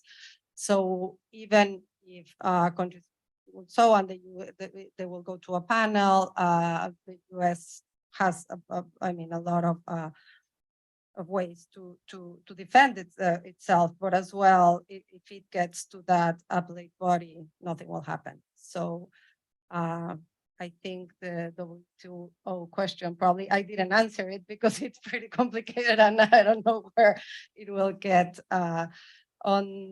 We will get there. So on the USMCA part, as Diego was saying, I think including the provisions of the IRA to include North America was a huge win, and at least I know Mexico played a key role in fighting for it, and it's seen as a huge win.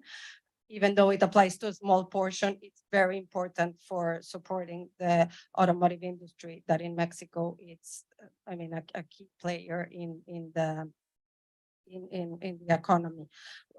Still a long way to go, as you were mentioning, the Tesla, of course, energy problems to get those investments there, water problems, among security and other things that are going to be complicated for Mexico. But the US and under USMCA, the 3 countries, I think they're working towards securing supply chain.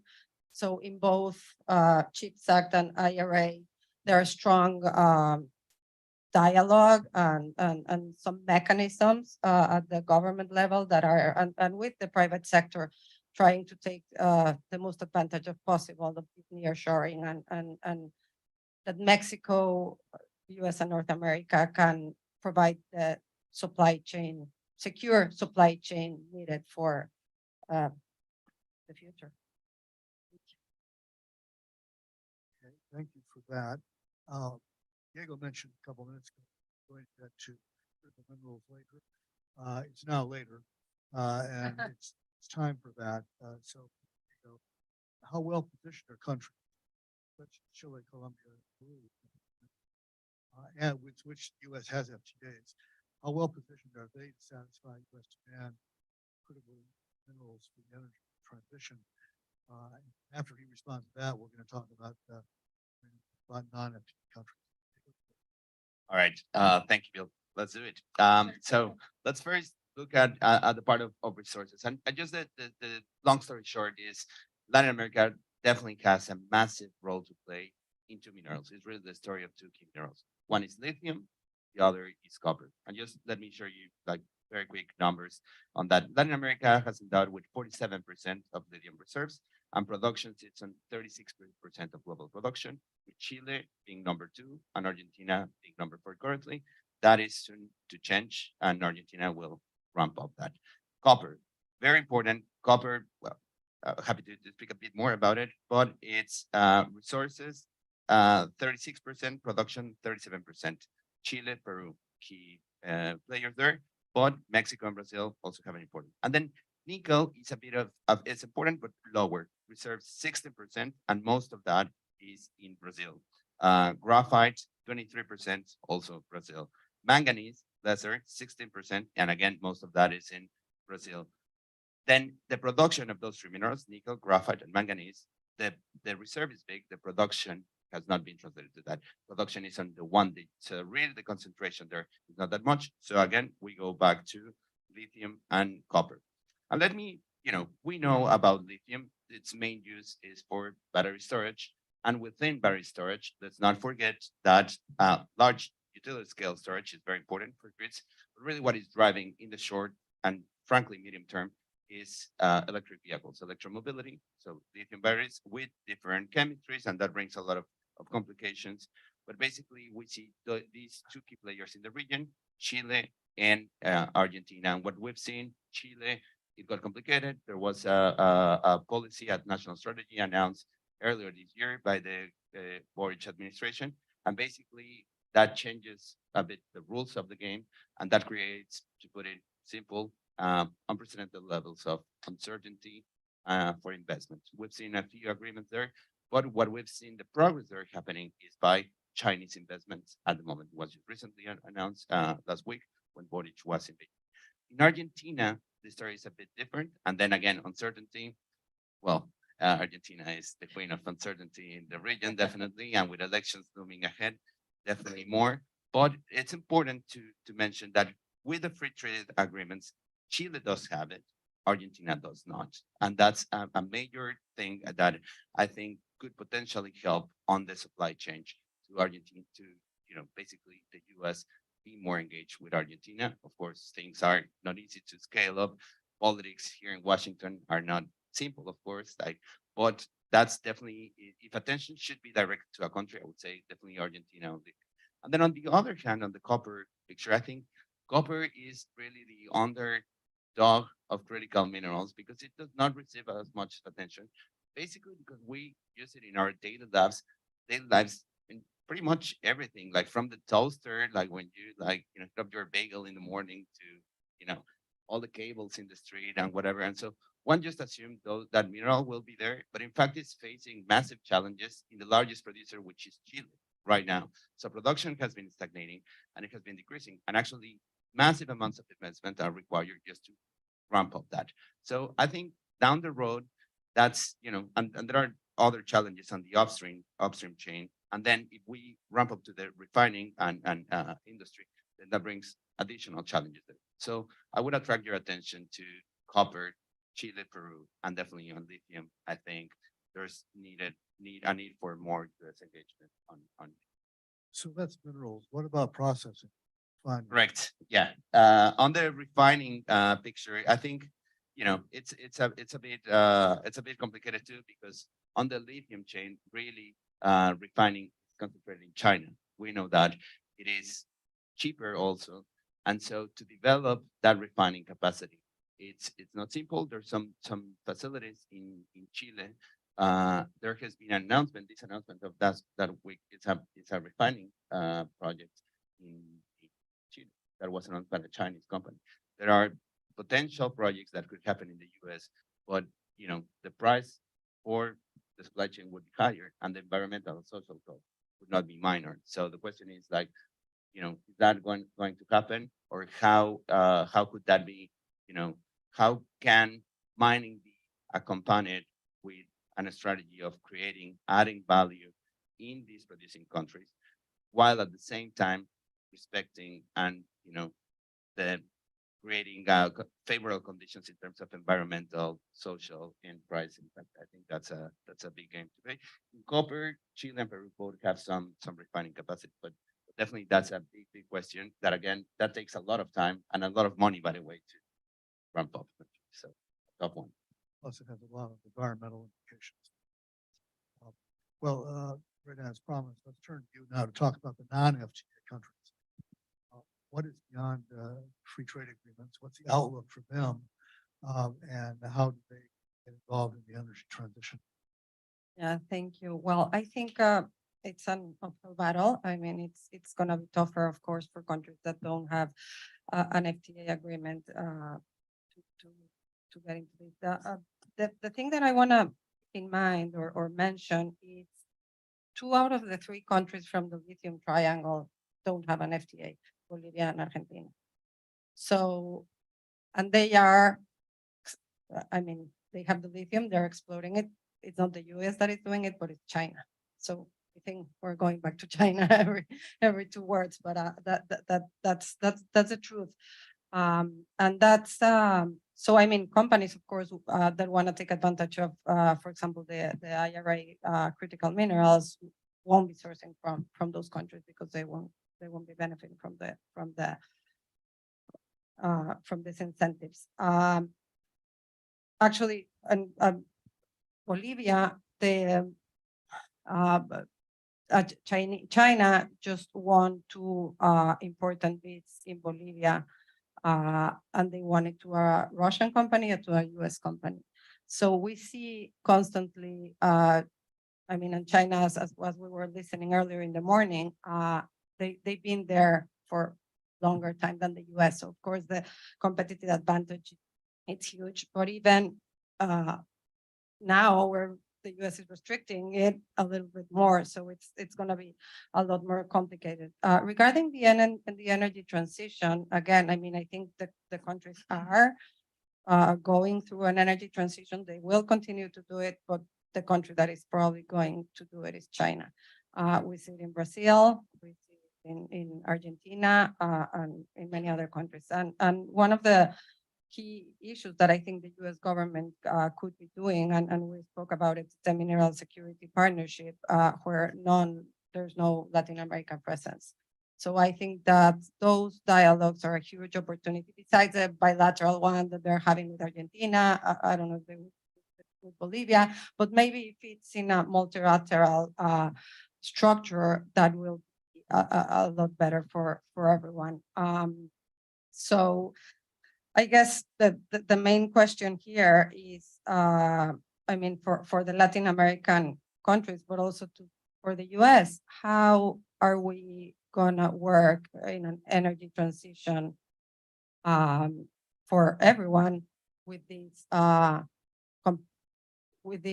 situation that we're facing with China, where the US is not playing a role in the region and China is taking every time more advantage of it. So I think more US policy question, and probably Rebecca has the answer because I don't.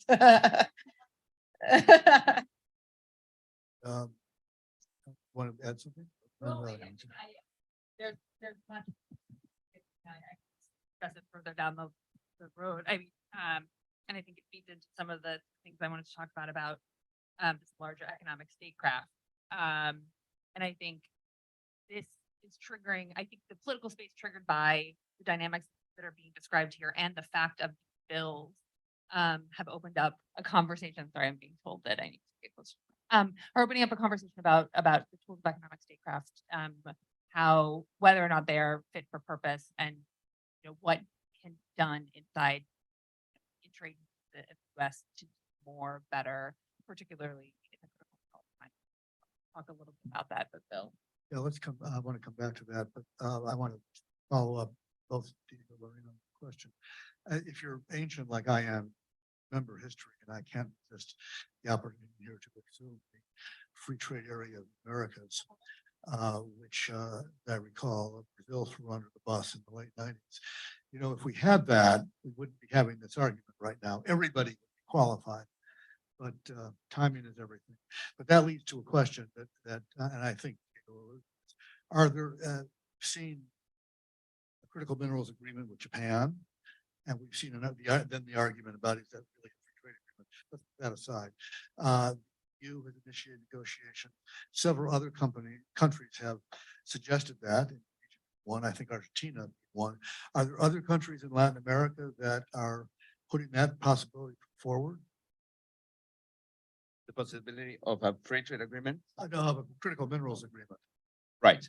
I believe, like, coming from their side, not that I know, but I think it's something that indeed, as you mentioned, like Japan, it was a tailor-made for Japan to collaborate with the US.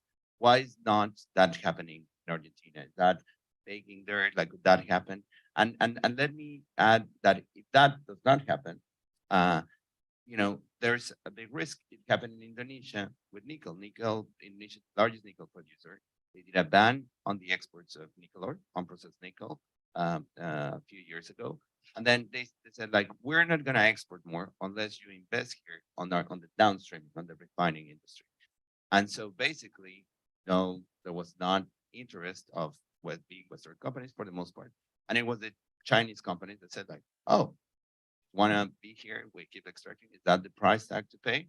We'll gladly put and settle the investment for those refining capacities, which is now would made Indonesia also the largest refined nickel exporter, and most of that capacity is from China. And that scheme is exactly what happened last week, I think, actually by one of these same companies with lithium in Chile.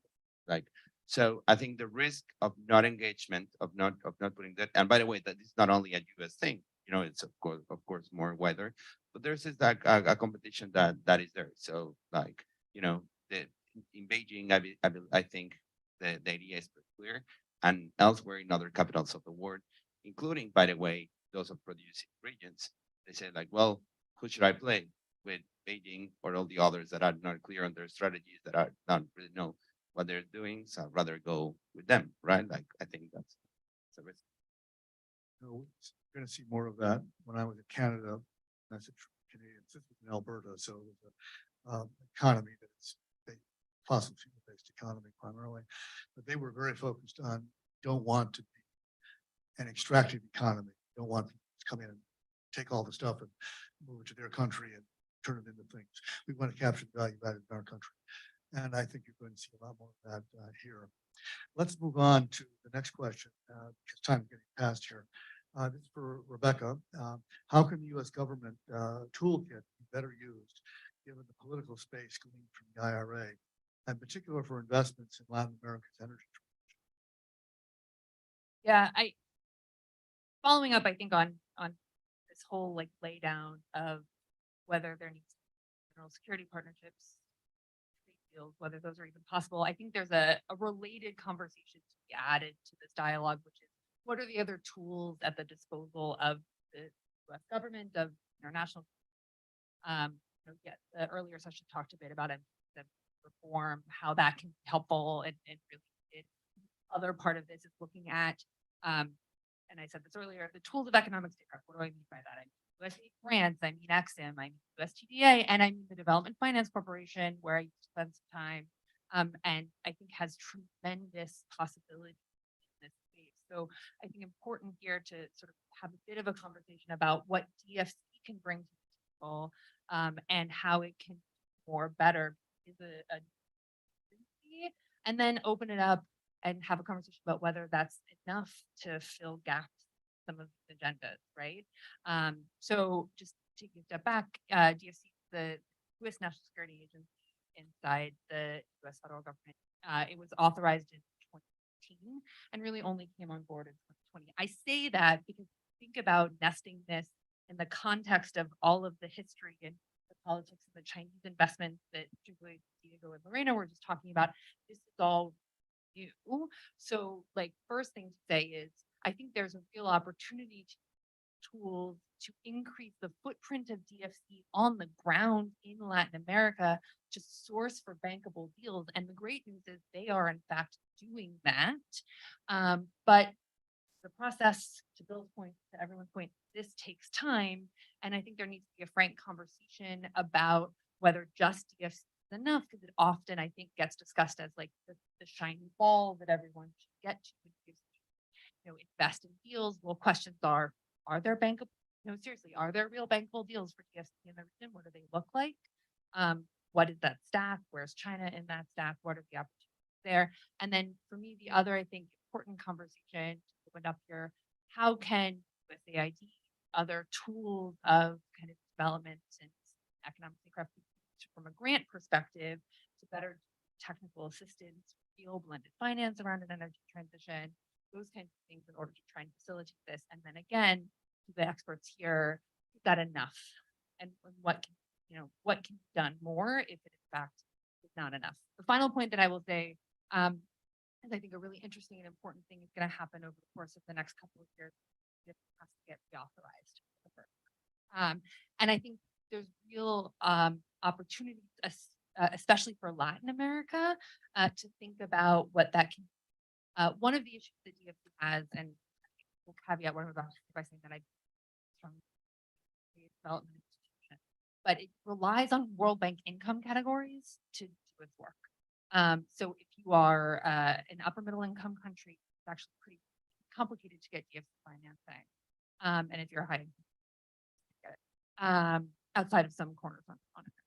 So, I think that kind of an approach to development and impact sometimes makes it harder to kinds of deals and debates for an agency like DFC.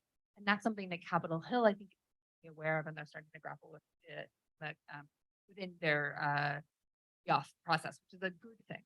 I think the other thing that DFC more of, and they are, particularly around some of these investments focused on an energy transition, is catalytic and willing to take first loss position, professional in some moments, in order to invest in particularly important projects. That's not something that its predecessor OPEC did very often, and I think it can be better around, particularly in energy transitions, doing innovative things and structures. They did a debt for nature swap in the Galapagos, for example, and it's an extremely complicated structure that they wrapped around a swap with the Nature Conservancy, the government of Ecuador. It's an incredible thing. I mean, incredible thing, an incredible opportunity. I think to do more in that space. So I can talk ad nauseum about all of this, but I think this is an important other part of it. Okay, let's turn to Marino now. You've answered part of this before, but maybe you can elaborate a little bit. What opportunities does CHIPS Act present for Latin American countries? Maybe an overview of some things that have already happened, developments following the passage of the CHIPS Act, and what they mean for prospects of semiconductor nearshoring or friendshoring or whatever adjective you want to use. So thank you again. So in the current setup, so let's say you build a new great factory in Texas that will deliver chips for EVs in Mexico. You have to produce them there, ship them to China or Malaysia or Vietnam to be packaged, and then bring them back to place them on a made in China PCB in Mexico. So think about the carbon footprint, the logistical costs, and the geopolitical risk involved. But the CHIPS Act has a provision for that. It's called the Information Technology Security and Innovation Fund, or the ITSI Fund, that is $500 million in 5 years, so $100 million a year, to promote the emergence of new semiconductor ecosystems. It's not that much money because there's 3 mandates. So you have new ecosystems, you have a regulatory framework, and you have like IT infrastructure all there together. But well, the first big idea came with the North American Semiconductor Conference in May of using the USMCA framework to build a North American supply chain with Canada, Mexico, and the US. It set the stage for investment coordination, workforce development collaboration, but it also showed that there were potential roadblocks, especially with the Mexican government in terms of finding a common ground for the types of incentives necessary, how this fits into AMLO's regional development plan. He wants this inter-oceanic corridor in the south, but the car industry is in the north. There's questions of the green energy necessity that the producers of semiconductors and the assemblers are looking for, security. So all these questions came up, and things seem to have stalled. But last month there was another US-Mexico high-level economic summit in which both governments unveiled a new joint semiconductor action plan.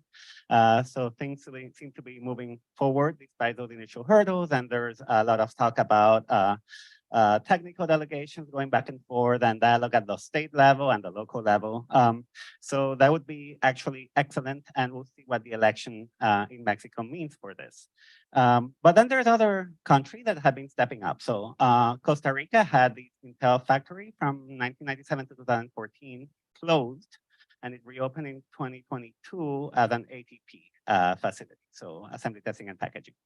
And Costa Rica then became the first EC fund recipient from the State Department in Latin America, in the Western Hemisphere.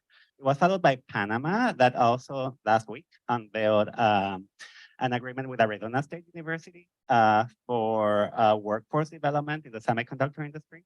And also last week, well, the Dominican Republic is also launching its own feasibility study for semiconductors. And last week, well, it is being done by the Information Technology Innovation Foundation here in Washington, D.C. And they were there, the expert here was there last week. So that report should also be out by the end of the year or the next year. So it may be actually the first feasibility study that comes out in the region among the three additional countries.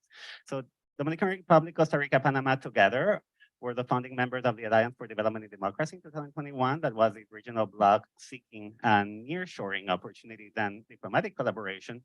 Together, they would be the third largest trading partner of the US after Mexico and Brazil.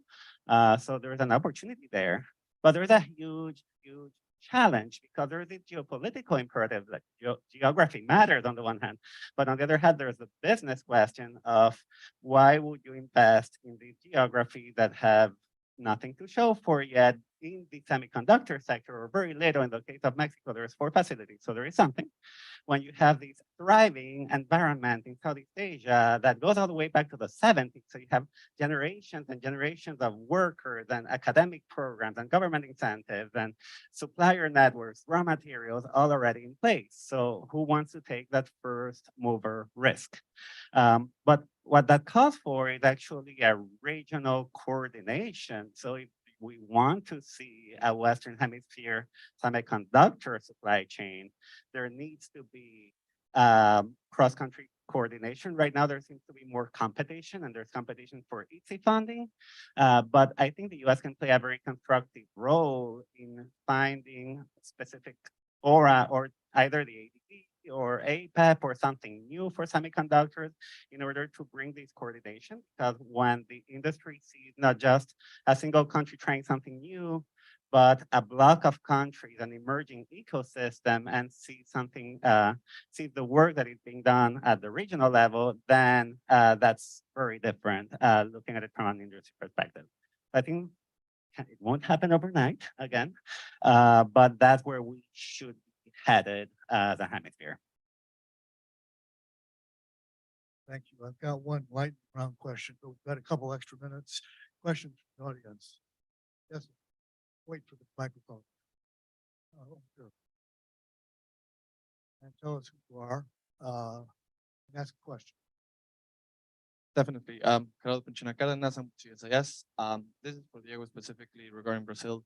You mentioned graphite, nickel, manganese. How do policy efforts look like there?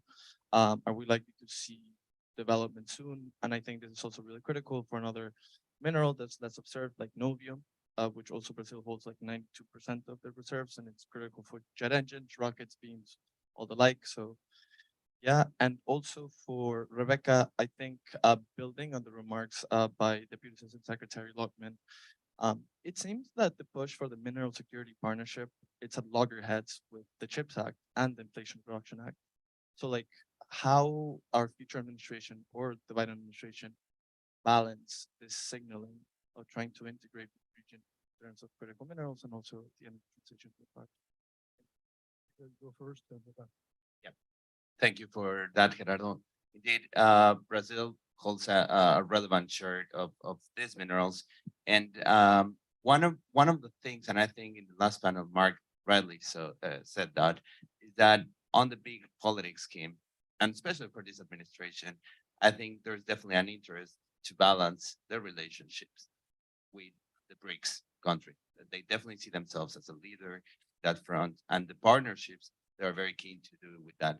And that is not only in competition, I'd say, with other, with Europe, with the US, but if there's a frank, not an active presence or not the most active presence, then they are gladly will play with the others. No? They are not close to sit on the table with either, but they clearly have the door open and as a leader, right? Like they have a big seat on the big table there.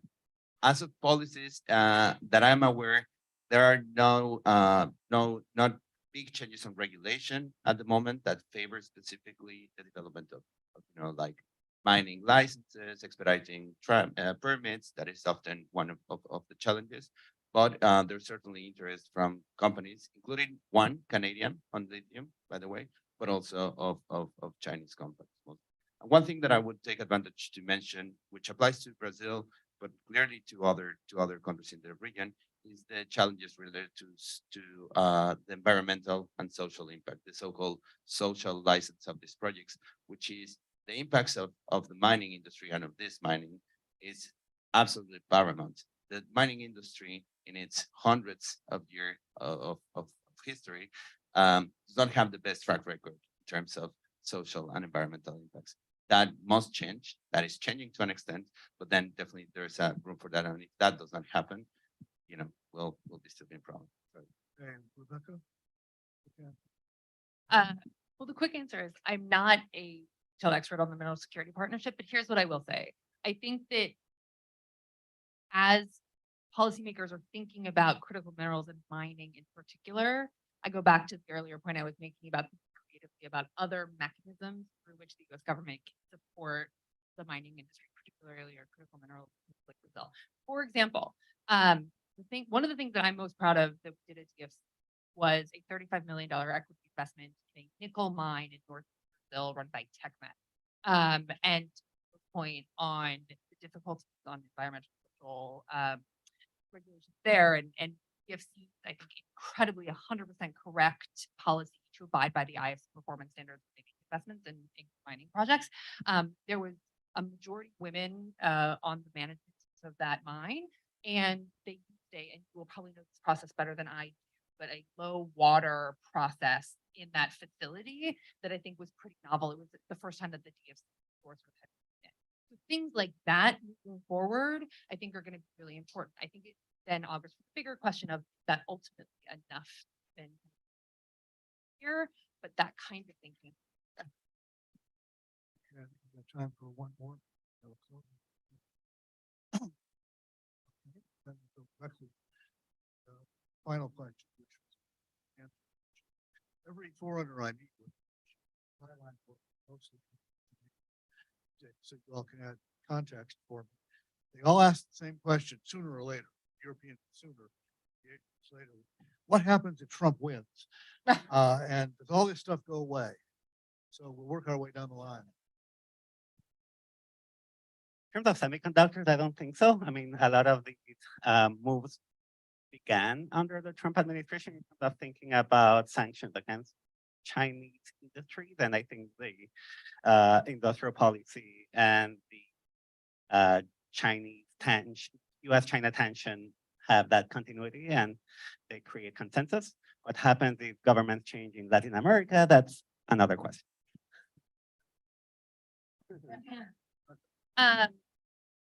No, I think the great thing about the IRA is that this is happening in the tax code. And I think that that's going to make it harder to unwind than traditional grant process. Yeah, I think it's definitely an achievement that it's not an executive order, only it's a legislation that locks in. I do think that the automotive industry would be struggling way more if that was the case. But then on the opposite direction, the nearshoring trend, I think is a bit more here to stay even if that happens. But automotive industry certainly problems. Yeah, I agree. I mean, I think it's not going away. However, on the North American part, let's remember that USMCA has a review on 2026, and that with Trump as president can be challenging. So, of course, it was his baby. So, credit. But it's somehow. Okay, we're on time, I think. Thank you very much. Thank you.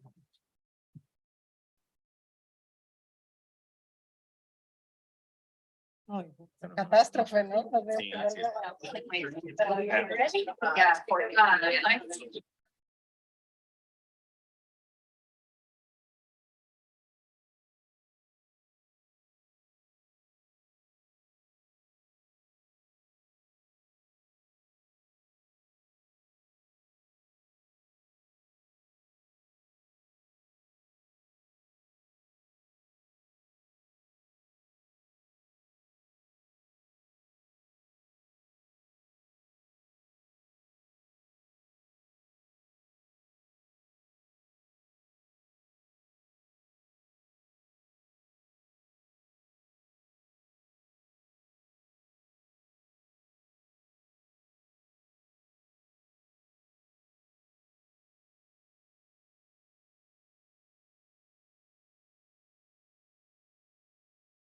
Hello, thank you so much for fantastic panelists. We don't have time for another break, so we ask that you please rejoin the room.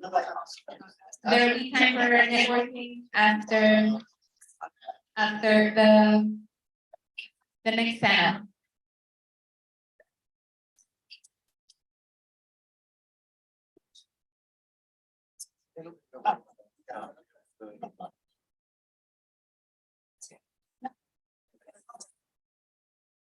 Then I'll go back to this.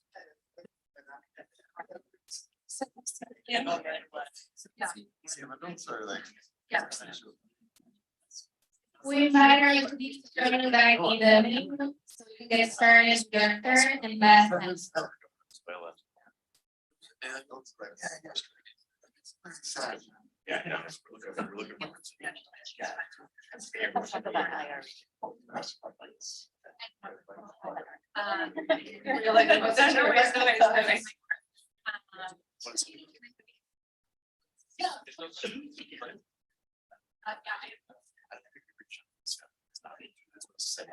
In front of you. Tight quarters. Thanks. Thank you so much to Bill and our fantastic set of speakers.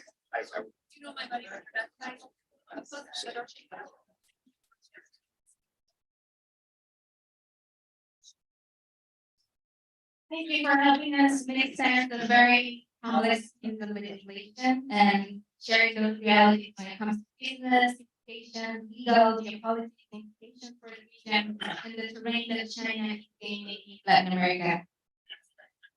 It is my pleasure now to introduce our third panel. And I'm sure you've heard of the prescription electrify everything. And that is fantastic. But since in Latin America and the Caribbean region, we're not there yet. And some industries are harder to electrify than others. Our third panel will discuss different technological and policy solutions to look beyond electrification to decarbonize the hard-to-abate sectors and ensure that we have a diversity of strategies in place, including but not exclusive electrification. It is my pleasure to introduce our moderator, Ian Van. She's Senior Manager of the Climate Business Department at the International Finance Corporation.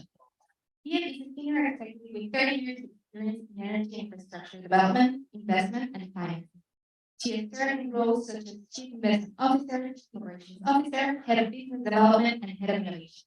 She is currently leading innovation, partnership development, and early project management approvals for clean hydrogen at the IS. Join me in welcoming Ian and our fantastic.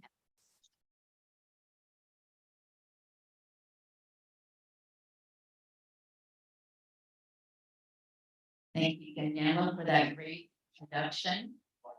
And as I'll sit down, I will introduce them and get straight into what I hope will be an interesting and stimulating conversation. So first, to my left, let me introduce Francisco Morandi. He's the VP of Strategy and Investments at AES Corporation. He has chaired the AES Energia since March 2022.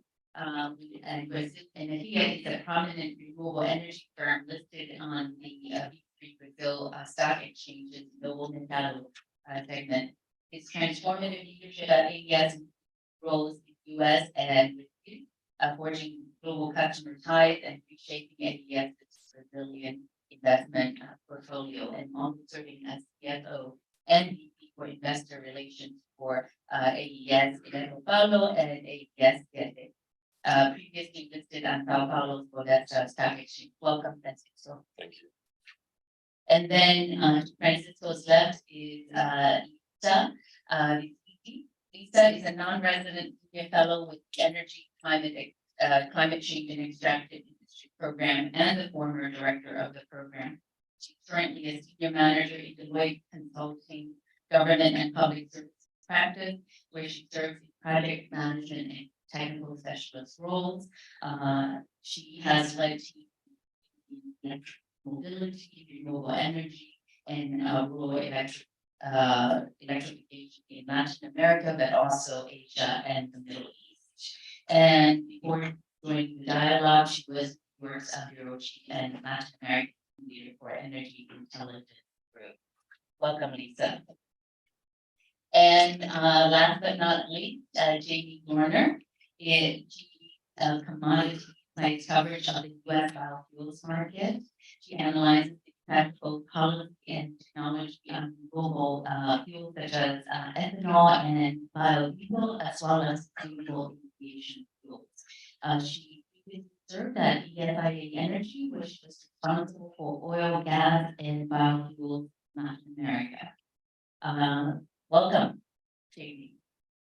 Thank you very much, and welcome to the panel. So let me start out, and I hope this panel will be interactive. We can start out with a couple of questions, but I would love to engage the audience in questions and conversation. So let me start out with the first question, and I'll ask Lisa to start out, and then after that, Jamie. But what are you, from your work, from your analysis done so far, can you give us a brief overview of the challenges that the region is facing now with electrification, and which sectors cannot be electrified?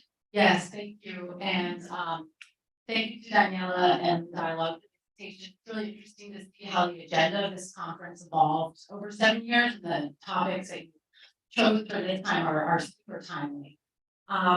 So I mean, I think that I wanted to set the stage a little bit for this discussion with some framing kind of context. I mean, I think that the reason we need to talk about going beyond electrification is both because of the challenges to mass electrification and because of the hard to abate sectors that can't be electrified. So I mean, really the fastest and most efficient way to get to zero emissions for most sectors, you know, transport, many industries, heating, is electrification. But as we see electrification scale up, we're starting to see how difficult it is to really reach mass scale. One of the biggest challenges that a lot of countries are facing is just that the renewable energy resources are so far from the load centers, and the amount of transmission expansion that needs to take place. You know, for example, in Brazil, most of the wind and solar is in the northeast, and most of the demand is in the southeast. So it requires massive expansion of transmission lines, which is very difficult. I think that EV markets are going to continue to grow, but there are a lot of barriers to change full electrification of the transport sector. So I think it's either full electrification of transport is either very far off, or may not ever be fully attainable, and the other options. So EVs continue to be seen as too expensive in many Latin American countries. There's not a clear business model for charging infrastructure. In a lot of cases, it's free, or it's set up by the utility, but there's not like a clear business model that's working, in many countries. And a lot of EV brands don't want to market to small potential markets, which is what Latin America faces. And then, there's all the bottlenecks in terms of critical minerals for EV batteries. So I still think that electrification is the most important answer, but it can't be the only answer. And then the other issue is the hard to abate sectors. So in that case, the energy transition option just really isn't that straightforward. The technology either doesn't exist at all, or it's too cost prohibitive at the moment. And those are mostly sectors that use lot of oil and gas, as a very inherent part of the process. They tend to have really high energy requirements. It tends to be really expensive to upgrade infrastructure that required to decarbonize, or that type of technology doesn't exist at all. So, the ones that I think are the most critical for Latin America are probably industry and heavy vehicles. I mean, there are other sectors like aviation, but Latin America is not, the largest source of aviation emissions. But you do have a lot of heavy industry. Some of the biggest, steel and cement producers in the world are in Latin America. For example, in Brazil, about a third of total primary energy consumption comes from industry. And it's one of the largest cement and chemical industries in the region. Mexico has very large cement and steel industries, and industry in Latin America, roughly in these countries, large industrial sectors makes up around 10% of emissions, so it's pretty significant. And then on the transport side, heavy duty vehicles are more difficult to electrify with batteries. And so Latin America tends to have rail systems for shipping goods around the country. It tends to rely a lot on trucks, and that's a large source of emissions in a lot of countries, especially in Brazil, for example, where these are so big. So that's where I think other options are increasingly being explored. So a lot of countries more and more are looking at that other 10 or more % of emissions that comes from hard to abate sectors. And green hydrogen is one of the potential technologies. Hydrogen made from renewable energy, and the region has a lot of renewable energy resources. And so I think that is a discussion that's more and more on the table, and something that I think is great that we're going to go into more depth about today. I can certainly relate to that, and maybe after Francisco's intervention, we'll discuss a few of those options. JD, what about bio and the role in Latin America? Thanks, everyone. Thank you, Daniela and Michael, for their work on this. And before we go into why biofuels in Latin America, I want to briefly talk about what is biofuel. So the idea behind a biofuel is that it's an alternative to traditional fuels like gasoline, like diesel.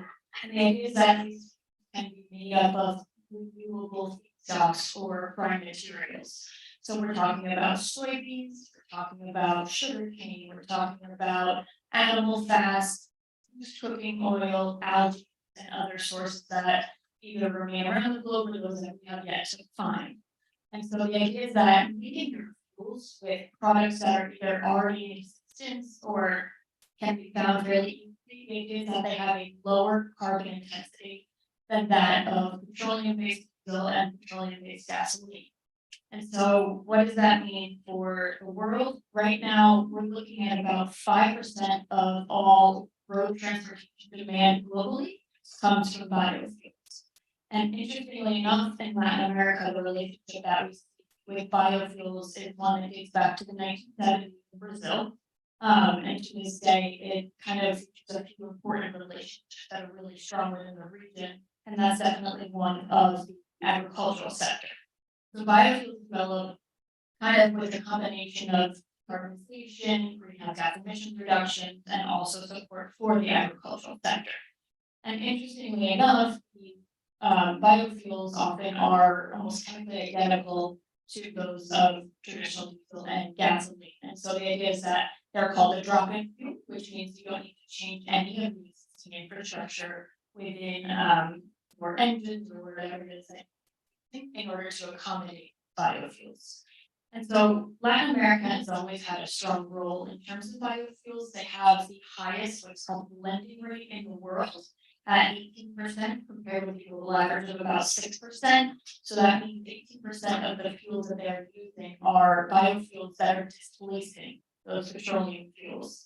And I want to make a distinction between a lot of regions or countries that use a volumetric blending mandate, such as the United States with the renewable fuel standard, and a lot of countries in Latin America, compared with a region like the European Union, which looks to low carbon fuel policy. So it's that kind of old carrier to stick saying.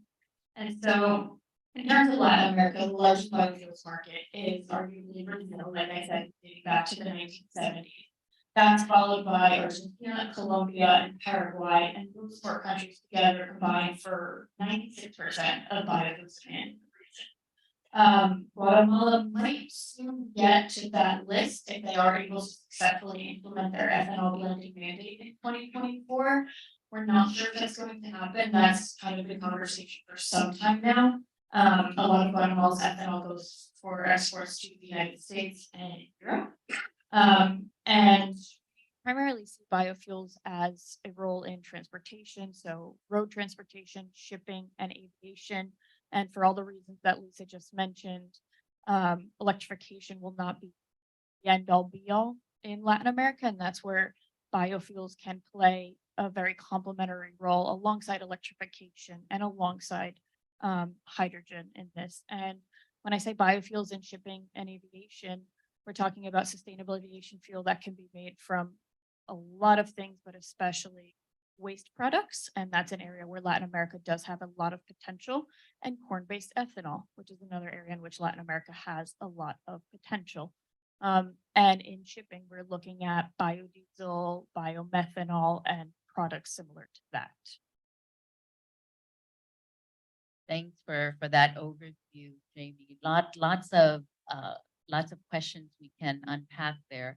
And in fact, I confirm that there is significant interest these days on biofuels. So for example, Maersk and other shipping companies are definitely looking at methanol as an alternative fuel for shipping. There's lots of activity there. But certainly production of ethanol leads to then production of sustainable aviation fuel, which we all know that for the aviation sector, there's definitely for alternative cleaner fuels. But I think one of the interests, and actually I just came across a company that has patented a technology that takes residuals from wine production to then make ethanol. So I'm definitely interested in that, and I've invited this Spanish company to join me in Latin America, visiting the wineries of Argentina and Chile. Stay tuned. Maybe I'll patent that technology myself. But the interesting thing when we discuss Brazil and Latin America is the forest, the Amazon forest, right? When we talk about amazing potential and capacity of Latin America to make all of these agricultural products that become stock for these alternative fuels, we can't escape from the debate that a lot of the Amazon jungle has been destroyed for agricultural production. So have you looked into the balance between what is actually what's for import, what's for domestic, what is for exports, and how to balance environmental considerations of the Amazon? So that's something that I have not necessarily looked at, but that is a very interesting topic because we are seeing more and more now kind of these conversations about the Amazon. ESG is really playing a big role in a lot of company strategies. And so it's very interesting, and I'm really glad that we're bringing these conversations into a similar conversation with, traditional petroleum industry and those kinds of products. But certainly Brazil has always been a country of kind of self-sufficiency in the feedstocks for alternative fuels. So ethanol from sugarcane, from corn, actually increasingly so. Corn now accounts for 20% of the overall ethanol production in the country. And so a lot of the feedstocks from Brazil do come from domestic production, and a lot of them come from that center-south region. So we're talking about Mato Grosso, Minas Gerais, and a number of those states as well. Francisco, you want to take that? Yeah. Just to make a comment on I know nothing about that part of the business, but from a power generation perspective, interesting enough, Amazon's power because they're part of isolated system. So when you see the Brazil energy matrix that is so abundant, it's appealing to think that the Amazon region is, help with diesel generation, and I think there's a great opportunity already started in supplying solar storage and eventually hydrogen. Absolutely. And you're absolutely right, Francisco. The fact that Brazil is a large country with a limited transmission infrastructure definitely make the case for local or more regionalized development of fuels.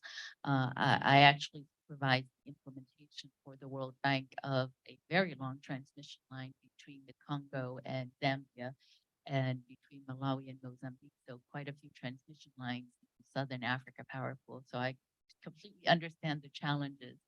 And we at the International Finance Corporation continue to try to find business models where the private sector can finance transmission infrastructure and make it bankable.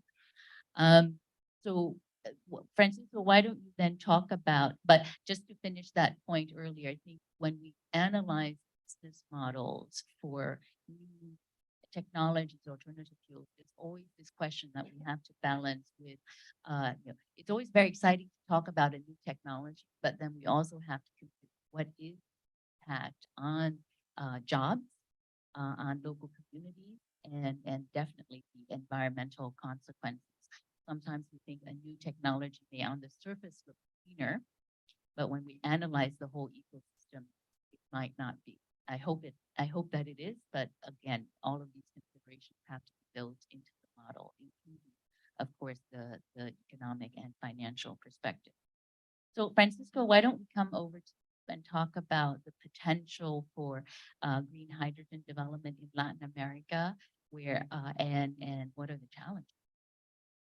No, absolutely. Thank you, Daniela, Michael. Thank you very much for having me. So, AES is a global power company, and I feel the energy transition myself because we have 35 gigawatts of installed capacity in countries around the globe. We have a large footprint of thermal assets. So, one of our commitments is that by 2025, not have any coal generation.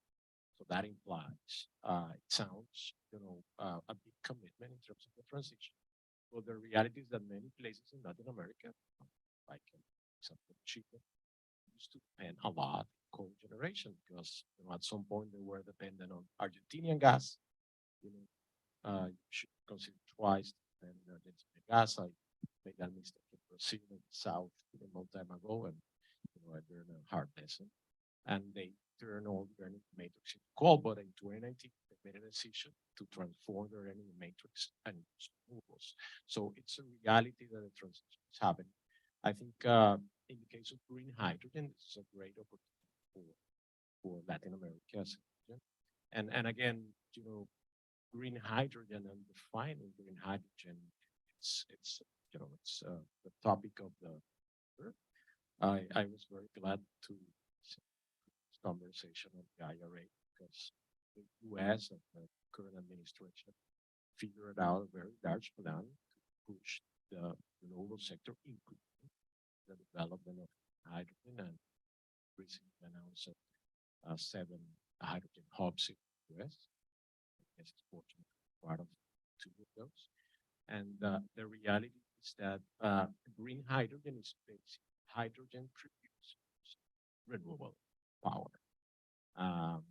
As simple as that. So hydrogen is an element that is not, you don't find it alone in the world. So you either have to work with this methane, or have to produce it by taking water and passing it through an electrolysis process with a machine that is called an electrolyzer. So it sounds pretty simple.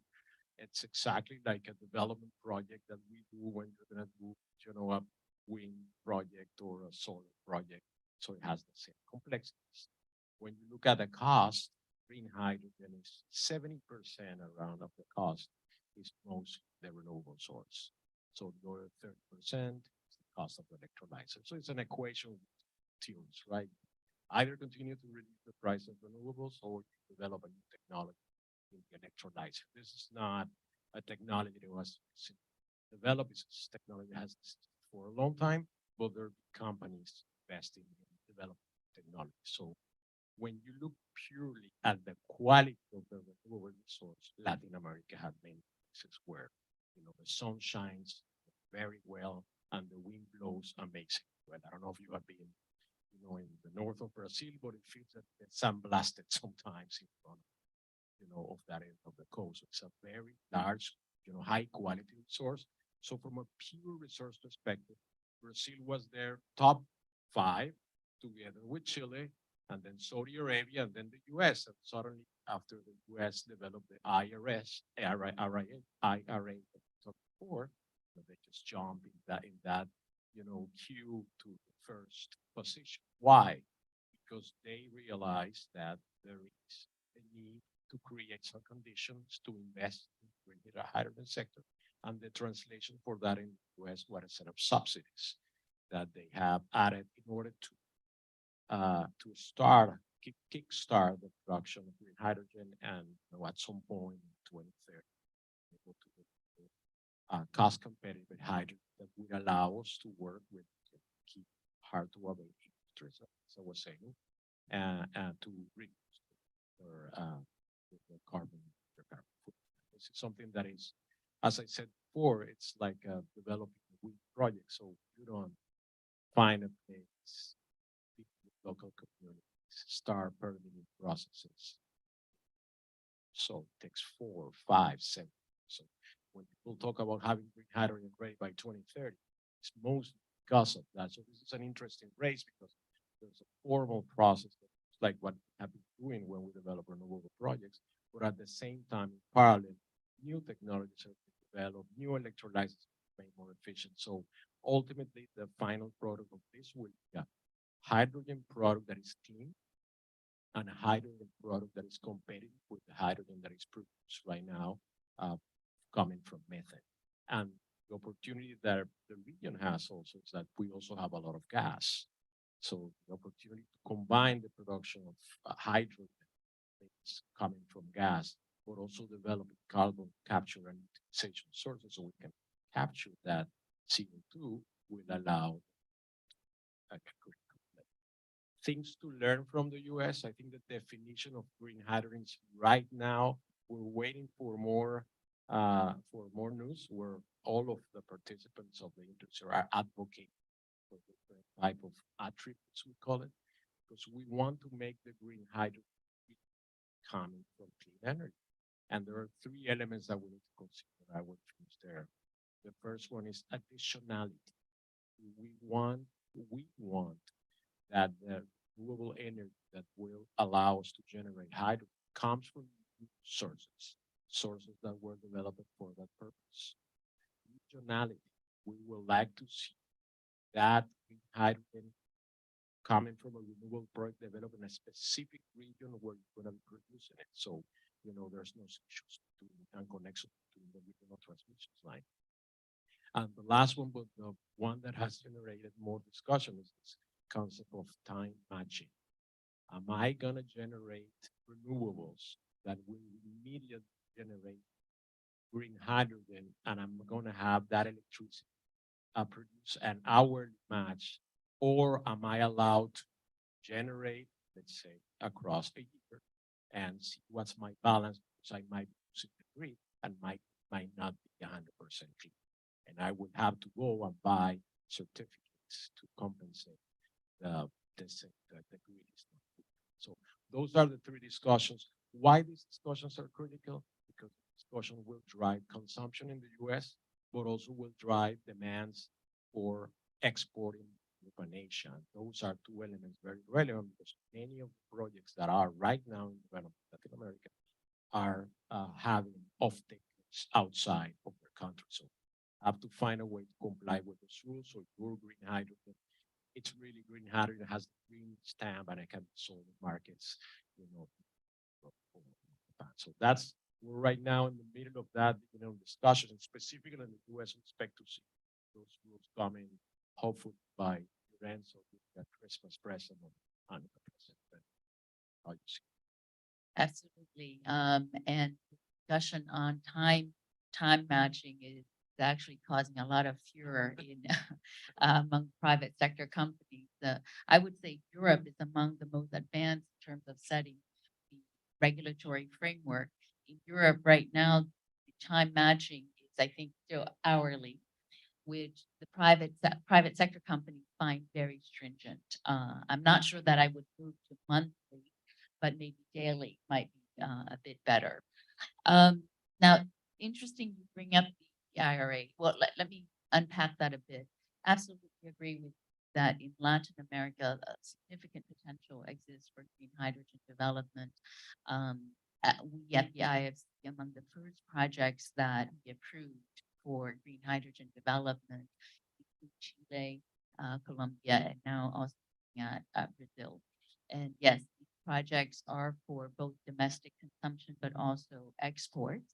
And they absolutely require some level of, I don't like to say the word subsidy, but support, blended finance support from the importers of the green hydrogen, for example, such as Japan, to buy down the capital expenditures, because in green hydrogen, there is a first mover disadvantage.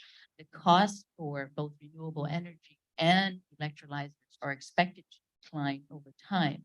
So the first movers will pay the highest cost. And so the big policy debate these days is who's going to pay the first movers for spending more, for having to spend more, for the higher capital expenditures. And at the IFC as well as the IEA, you're only allowed to invest in emerging markets, not the rich countries such as US, Canada, and Japan or Western Europe, but emerging markets. So since the IRA was passed, and by the way, I'm very, as a US citizen, I'm very proud of the IRA. I think it's one of the most amazing industrial policies of the modern era. And I'm very happy as a US citizen because it's high time that the US engage in some real decarbonization policy. However, that did strike a debate in the IFC, which is that with the generous policies that US has passed, so many of these developers have moved to the US, European developers and Latin American developers. So then that leads to emerging markets that are actually poorer, a bit stranded and a bit behind. So let me ask you this, Francisco, the $3 per kilo subsidy or tax subsidy that the US government offers for green hydrogen production, does that get green hydrogen to car, gray hydrogen US market? That's an excellent point. And by the way, I'm with you in terms of the quality of the approval. But I think the answer is, we're trying to figure out exactly, all the elements of that subsidy. And as you know, all the different rules will make a difference. So by the end of the year, we will know what type of time matching US Treasury will provide in terms of guidance. There's also a concept of local communities, which I think is great when we're developing some local communities that are underdeveloped with an additional incentive. But the reality to the point is we signed a preliminary deal with Air Products as an off-taker for a very large project in the state of Texas, where they're going to be off-taker for green hydrogen for the transportation sector. This will require around 1.4 kilowatts of renewable energy. And again, I like to quote my CEO, who says that this production will only 0.1% of the green hydrogen that will provide transportation in the US. So there's a lot of space for growing. The reality is that thanks to the subsidy, as I said before, I think that brings the number to par and be able to the price that we make competitive for the future. I think it's essential to have develop an off-taker goal, because you have to figure out with the off-taker how the business model will work. Because we're producing green hydrogen with the resource that it has in convenient. So what do you do when, you know, you don't have resource? What do you do when you have excess resource? So the way we have been working is Air Product is our partner in the green hydrogen project. It's also a partner on the renewable development in case you want to sell excess electricity to the grid, for example. So a lot to be done, but I definitely agree. That was a trigger to an investment in the US to our potential participation in hubs. That said, and I'm gonna talk later about that, we're involved in Latin America. So And indeed, finding the right off-taker or a quality off-taker is, I would say, the biggest challenge in the green hydrogen development space these days. For electrolyzer manufacturing, that's also a constraint, but at least there's progress there. There's, you know, there's TEM technology that's being designed, and the cost of electrolyzers go down. But really finding the quality off-taker that will take the green hydrogen, and you know, the off-taker needs to transport that green hydrogen space with it. These days, I think the highest potential for off-takers are among the fertilizer and ammonia companies.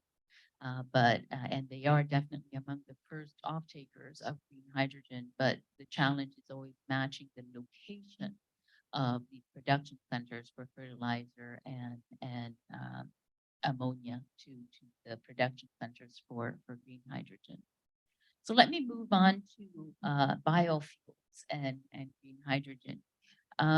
Lisa, can you give us an overview of the work that you've done on biofuels and green hydrogen and where you see potential in Latin America? Yes, I actually, I don't work on biofuels, so I will just talk about green hydrogen. I mean, I just wanted to, I thought it would be helpful to talk about what I'm seeing some of the countries in Latin America doing in green hydrogen and sort of what's the status now and where's the focus. So I think there are most of the countries that are really working on this are working on a couple of different issues. One of the biggest ones is regulations. So they're starting to design regulatory frameworks that are going to be friendly to green hydrogen. And that includes designing certification regimes. So, you know, there has to be a way to demonstrate some of the points that Francisco was talking about, as well as the actual emission content. This all has to be standardized and certified. And so that's one of the big areas that they're focused on, and following international standards for this. Another area is when you build a project, as you would for really any power sector infrastructure, you need to create standards for safety, standards, specifications for the equipment, and the facility. You need to have standards for interconnecting to the grid. And then you often have to make adjustments to the tariff structure. And so those are things that, you know, that countries are also doing for other new technologies like battery storage that are getting added to the grid, but they're also, you know, part of the regulatory framework for hydrogen. And then another area is infrastructure, similar to other power sector projects.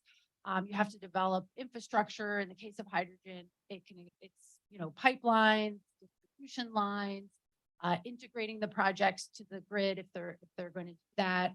And all of this requires, you know, decisions about siting, potential upgrades to grid infrastructure. And so that's another area of focus that a lot of countries are looking at in the region. Some have started out with designing pilots and then we'll scale up from there. They're also looking at what are the markets going to be for hydrogen. So yes, many countries are looking at exports, but they're also looking at domestic markets and, you know, how can they create demand? Essentially, you know, for example, Colombia has said in their, you know, official strategy that they see heavy trucking as a good potential domestic market for hydrogen. And there are other, you know, domestic as well. So, you know, creating the market is actually part of what the government is involved in, or at least make sure that they're facilitating. And then longer term, there's also focus on R&D. There's a lot of work on creating partnerships among different countries because it's a new area. And so I would say those are the main sort of things that countries are working on. Some of the ones that are perhaps the most active are, Chile, Colombia, but also Costa Rica, Argentina. All of them have some sort of strategy. Trinidad and Tobago has a green hydrogen strategy. And some of the international donors have been supporting the strategy, the regulation. So Chile has a national green hydrogen strategy that it published in 2020, and then it has an action plan that's kind of a roadmap for following through on this strategy. And it includes funding for up to $50 million to support green hydrogen projects. Colombia is also updating its legal and regulatory framework and published on blue and green hydrogen. That's also going to kind of create the roadmap and plan for both exports and domestic. And they made one of their kind of clean energy funds. They recently made green hydrogen eligible for it and made a call for proposals for projects. And the state oil company, Ecopetrol, has hydrogen projects for its refinery. So I do think that we're seeing some, focus on the domestic markets and domestic uses. Several countries have pilots, including Costa Rica and Argentina. Paraguay has a couple of projects that have been announced. So it's quite a wide range of countries that are, getting involved in some way or another. And I think that I will leave Jamie, the biofuels expert, to talk about biofuels, but I just wanted to mention that there's also decarbonization in the industrial sector. Beyond hydrogen, there's also a lot being done in terms of like energy efficiency of facilities, like refineries. There's using renewable energy for industry, including the mining sector and industrial sectors. And there's also incentives for carbon capture and storage. So there are other sort of newer decarbonization efforts as well. It's not just hydrogen that I think is part of this whole topic. Thanks, Lisa. Jamie did work on biofuels, certainly in Brazil and I think it's Colombia. Can you talk about your biofuels work in Latin America and hydrogen? So I will actually just give a quick overview of some of biofuels policies programs in Latin America right now. I'll leave green hydrogen to the experts to my right. So when we look at some countries in Latin America, there's only so many with actual policies or mandates or blend rates for ethanol and biodiesel. So just very quickly touching on Colombia, they have an ethanol blend rate of 6% and a 10% biodiesel blend rate into diesel. With Colombia, though, what we've seen in the last year or so is that this kind of countervailing duty with the United States imports, exports, that Colombia's mandate is now looking something like 3 to 4% in reality. And so there's been we've been monitoring that to see where it will go from here. Peru has a 5% biodiesel blend rate. And then Argentina, who traditionally was kind of stronger in the biodiesel and soybean industry, has actually been struggling right now with its biodiesel blending mandate. They currently sit at a biodiesel 5% blend and ethanol 12% blend, but a combination of kind of the economy, the export market, and some other factors have made the industry in that country a little difficult right now. It's still very reliant on exports. It's previously one of the largest export partners was the US, but recently there's been this countervailing duties imposed. And so right now, the biggest market for Argentine exports is actually the EU. But going forward, when we look at the programs that the EU has introduced, a lot of that will kind of cap Argentine exports at about 1.2 million metric tons. And so this home for Argentine soybeans and Argentine biodiesel is kind of a bit up in the air right now. But definitely the largest player in the region, and the one I'm going to save for last because it's the one I will obviously talk the most about, is Brazil. So right now, Brazil has a 27.5 anhydrous blending rate in ethanol, and they have what they call E100 or ethanol 100, which is a discretionary blending market. They have a 12% biodiesel into diesel blending. And they have their version of kind of a low carbon fuel standard called RenovaBio. So in RenovaBio, there are CBO targets that are established for the liquid fuel distributors.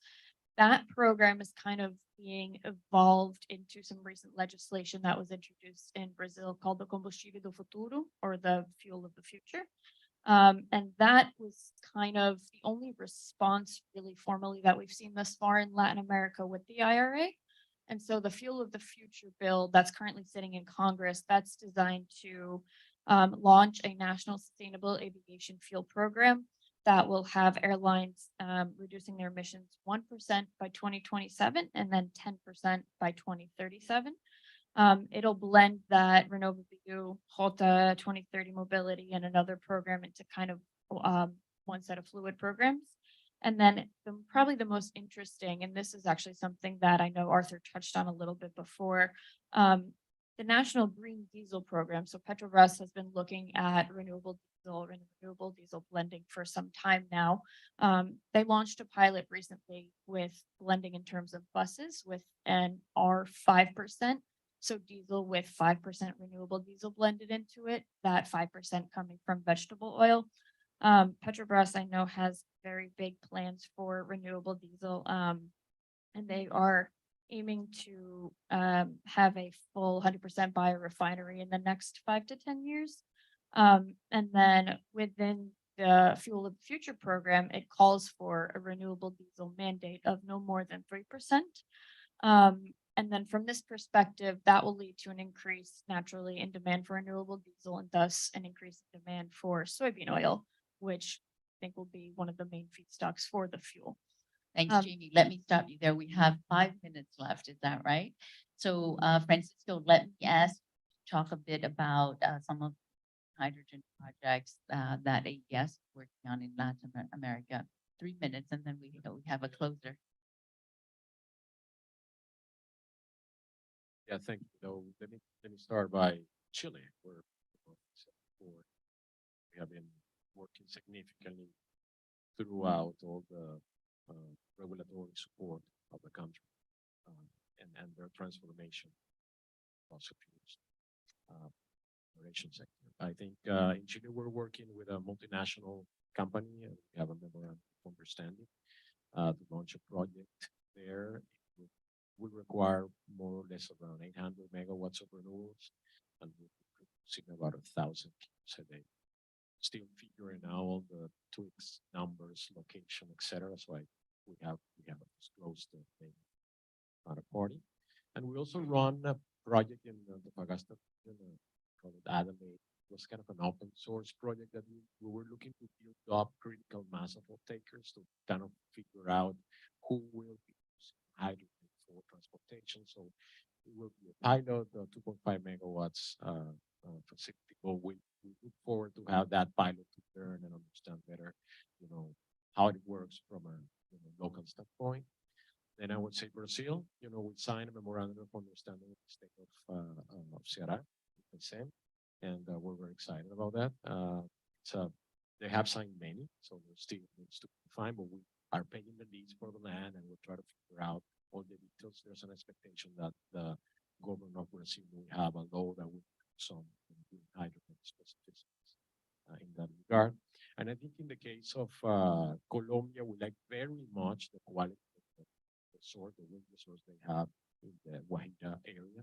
And we believe that Colombia will eventually look at developing a hydrogen hub in that area. We have 1,000 megawatts of renewables, so this is eventually something that Great. And just to add to that, my final closer question is about policies that could encourage green hydrogen development. I will start out by plugging the work that the IFC and World Bank have done, helping countries around the world developing their offshore wind roadmaps and action plans. For Latin America, we have developed roadmaps for Brazil and Colombia. So absolutely agree that these two countries have excellent wind potential and particularly offshore wind. Unfortunately, offshore wind is a longer term development, very expensive, that policies for, say, bed, manage a lot of environmental and social safeguards issues, environmental birds and their migration patterns, and make sure we don't kill too many birds. And then social, unfortunately, I've seen, including in America, off the coast of New Jersey, some communities, somehow you'd think the ocean is, rather not anybody's backyard, but some communities are actually been protesting offshore wind installations, which is really unfortunate. We don't have that many options for decarbonization.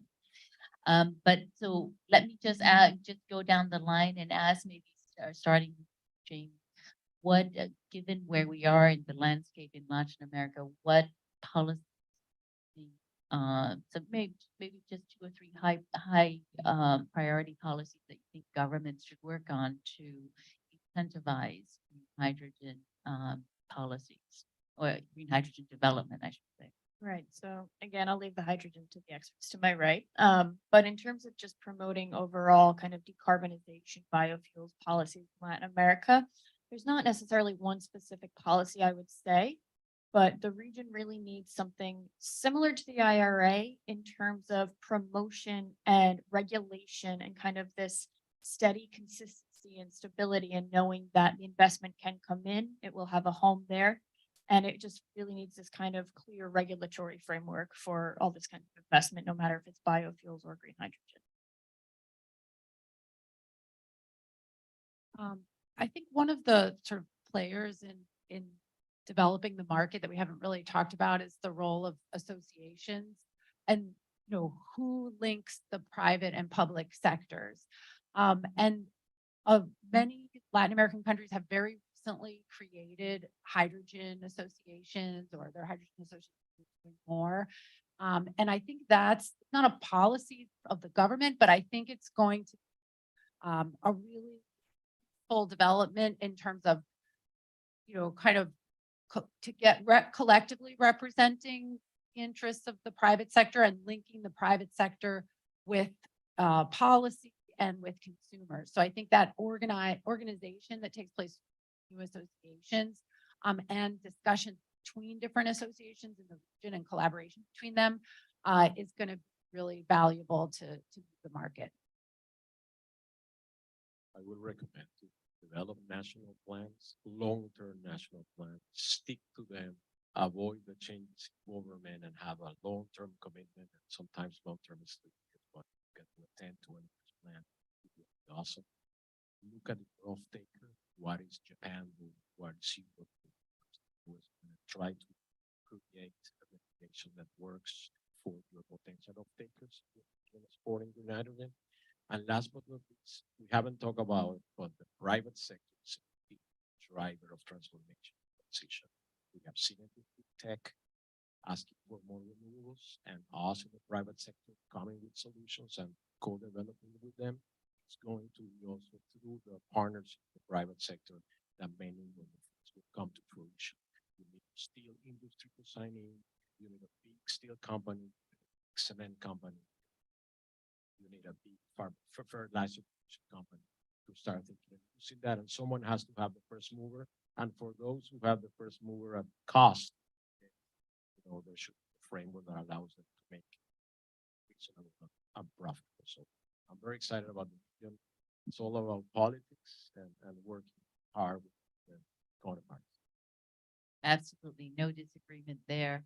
And if all of you would like to hear more about green hydrogen development in Latin America, there is a conference in Chile, December 12th to 14th, organized by World Hydrogen Leaders in Santiago, and I will be keynote speech and chairing some panels. So welcome to come if you'd like to come down to Santiago. Do we have time for maybe to take 1 or 2 questions from the audience? So we have a question from the online audience, and Eddie Diamantes asks, hello, I'm a master's student of Latin American Studies at the Elliott School. I see some renewable energy products are created, or projects, are created in areas of lower development. For example, wind energy projects in Northeast Brazil. What challenges exist with creating and connecting renewable energy projects in underdeveloped areas of Latin America and the Caribbean? How can governments in the private sector reconcile these challenges? Anyone in the panel like to take that? Right, that's a critical topic, and you go to some of these places where the wind blows, very fast and the sun shines very well, and many of them are under development. The northern part of Brazil, some places in Chile. So go to La Guajira in Colombia, these are not only underdeveloped areas, but some of the areas are very important for local indigenous communities. So you have to figure out exactly how to develop these projects. The long term of a project starts with understanding who's your stakeholder and how do you work with those communities. And you're going to make mistakes, but you have to work since day one with them. And you have to find a partnership. We just recently inaugurated a park in the wind project in Bahia, which we're very proud because it's the first Latin American project fully operated by women. I'm actually a minority on this panel, but we're very excited about that. Not only because it's operated by women, because we created a full class of operators for those assets in that region. The four counties these projects are extremely poor. So we are coming to provide first aid to education, school, hospitals. But these are limited projects. You have to find a way to work with your counterparties and other players, but you have to engage all governments. And unfortunately, governments are not there forever. So every time you switch to government, you have to establish a plan for them. So as I said before, better to have a long-term plan. It's an issue.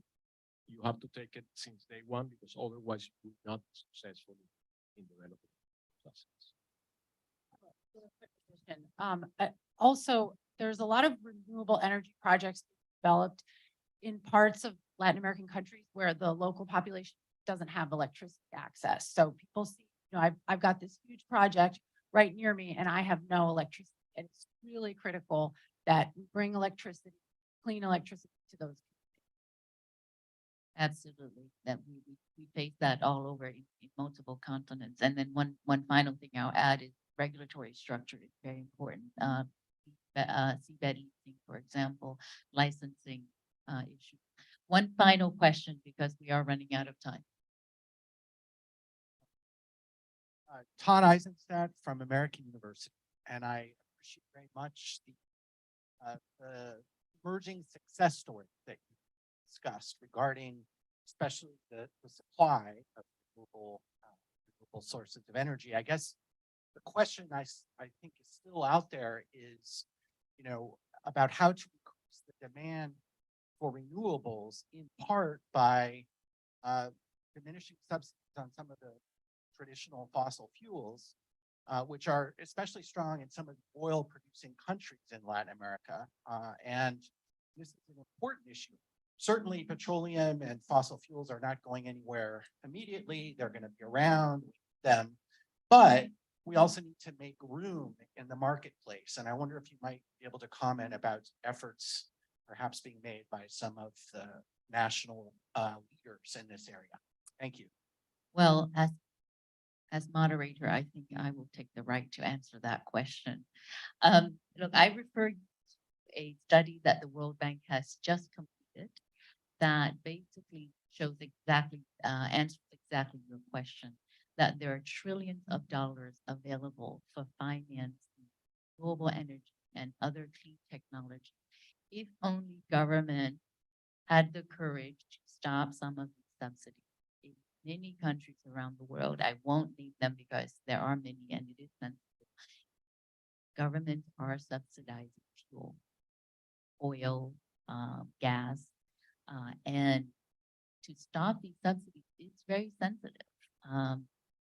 Governments are mostly in power for 4 to 5 years, and so they are very afraid of losing the next election if they remove subsidies. It's, in some countries, for example, subsidies for bread is also very sensitive, but there are definitely lots of subsidies that exist for the oil and gas industry that if removed, free up the funds for cleaner technologies. But I invite you to download that report out of the World Bank website. If I may add, renewables, I'll give you an example. renewables in some places, many places around the world, it's a low cost of energy provided in a place. Work with your customer, we have been serving Google in some places around the world with 24/7 renewable. And it, Google is a competitive business, so you will have to reach their price. So it is possible. It's not possible everywhere, but it's a process. It could happen if you are able to develop those solutions, but certainly places where renewables are competitive, it will not, they be, gas plants. And the good news is solar power has gone down to say 20 cents per kilowatt hour in countries around the world. And just on the note of transportation fuels, that is a very good point. So we see countries like Mexico, to an extent that way, removing the subsidies from fuel caused a large uproar in Ecuador a few years ago. But I think with that, that's when you kind of have to go at it little by little. So, the renewable diesel potential blending mandate in Brazil is nowhere near without controversy. That's caused a lot of uproar, but such a small blend rate of 3% in comparison with just the state of California that might something like 90% blend rate in 2030 or 2050. I have to double check that one. You start small and eventually kind of gradually work your way up, and then it brings the benefits to the economy, and it shows that it's not just trying to take something away, but rather it's also providing something in return. So little by little, and the idea is that it gets better. With that, thank you very much to our panelists, Jamie, Francisco. Thanks for joining me in today's discussion. Thanks, ladies and gentlemen.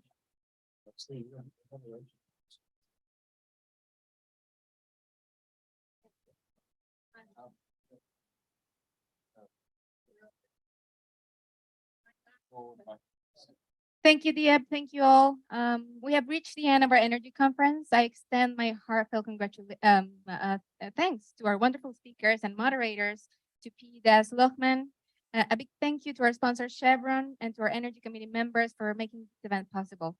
A huge thank you to my colleague Michael Kearns, who was instrumental in the organization of the conference, and many thanks to the audience. The purpose of this conference is that we leave this space feeling more knowledgeable, empowered, and with a shared commitment to shaping a sustainable, resilient, and prosperous energy future for Latin America. And I hope we have achieved that today. I look forward to seeing you at our next events, and hopefully at the next year at the 8th Annual Latin America Energy Conference in 2024. Have a great rest of your day. Thank you again.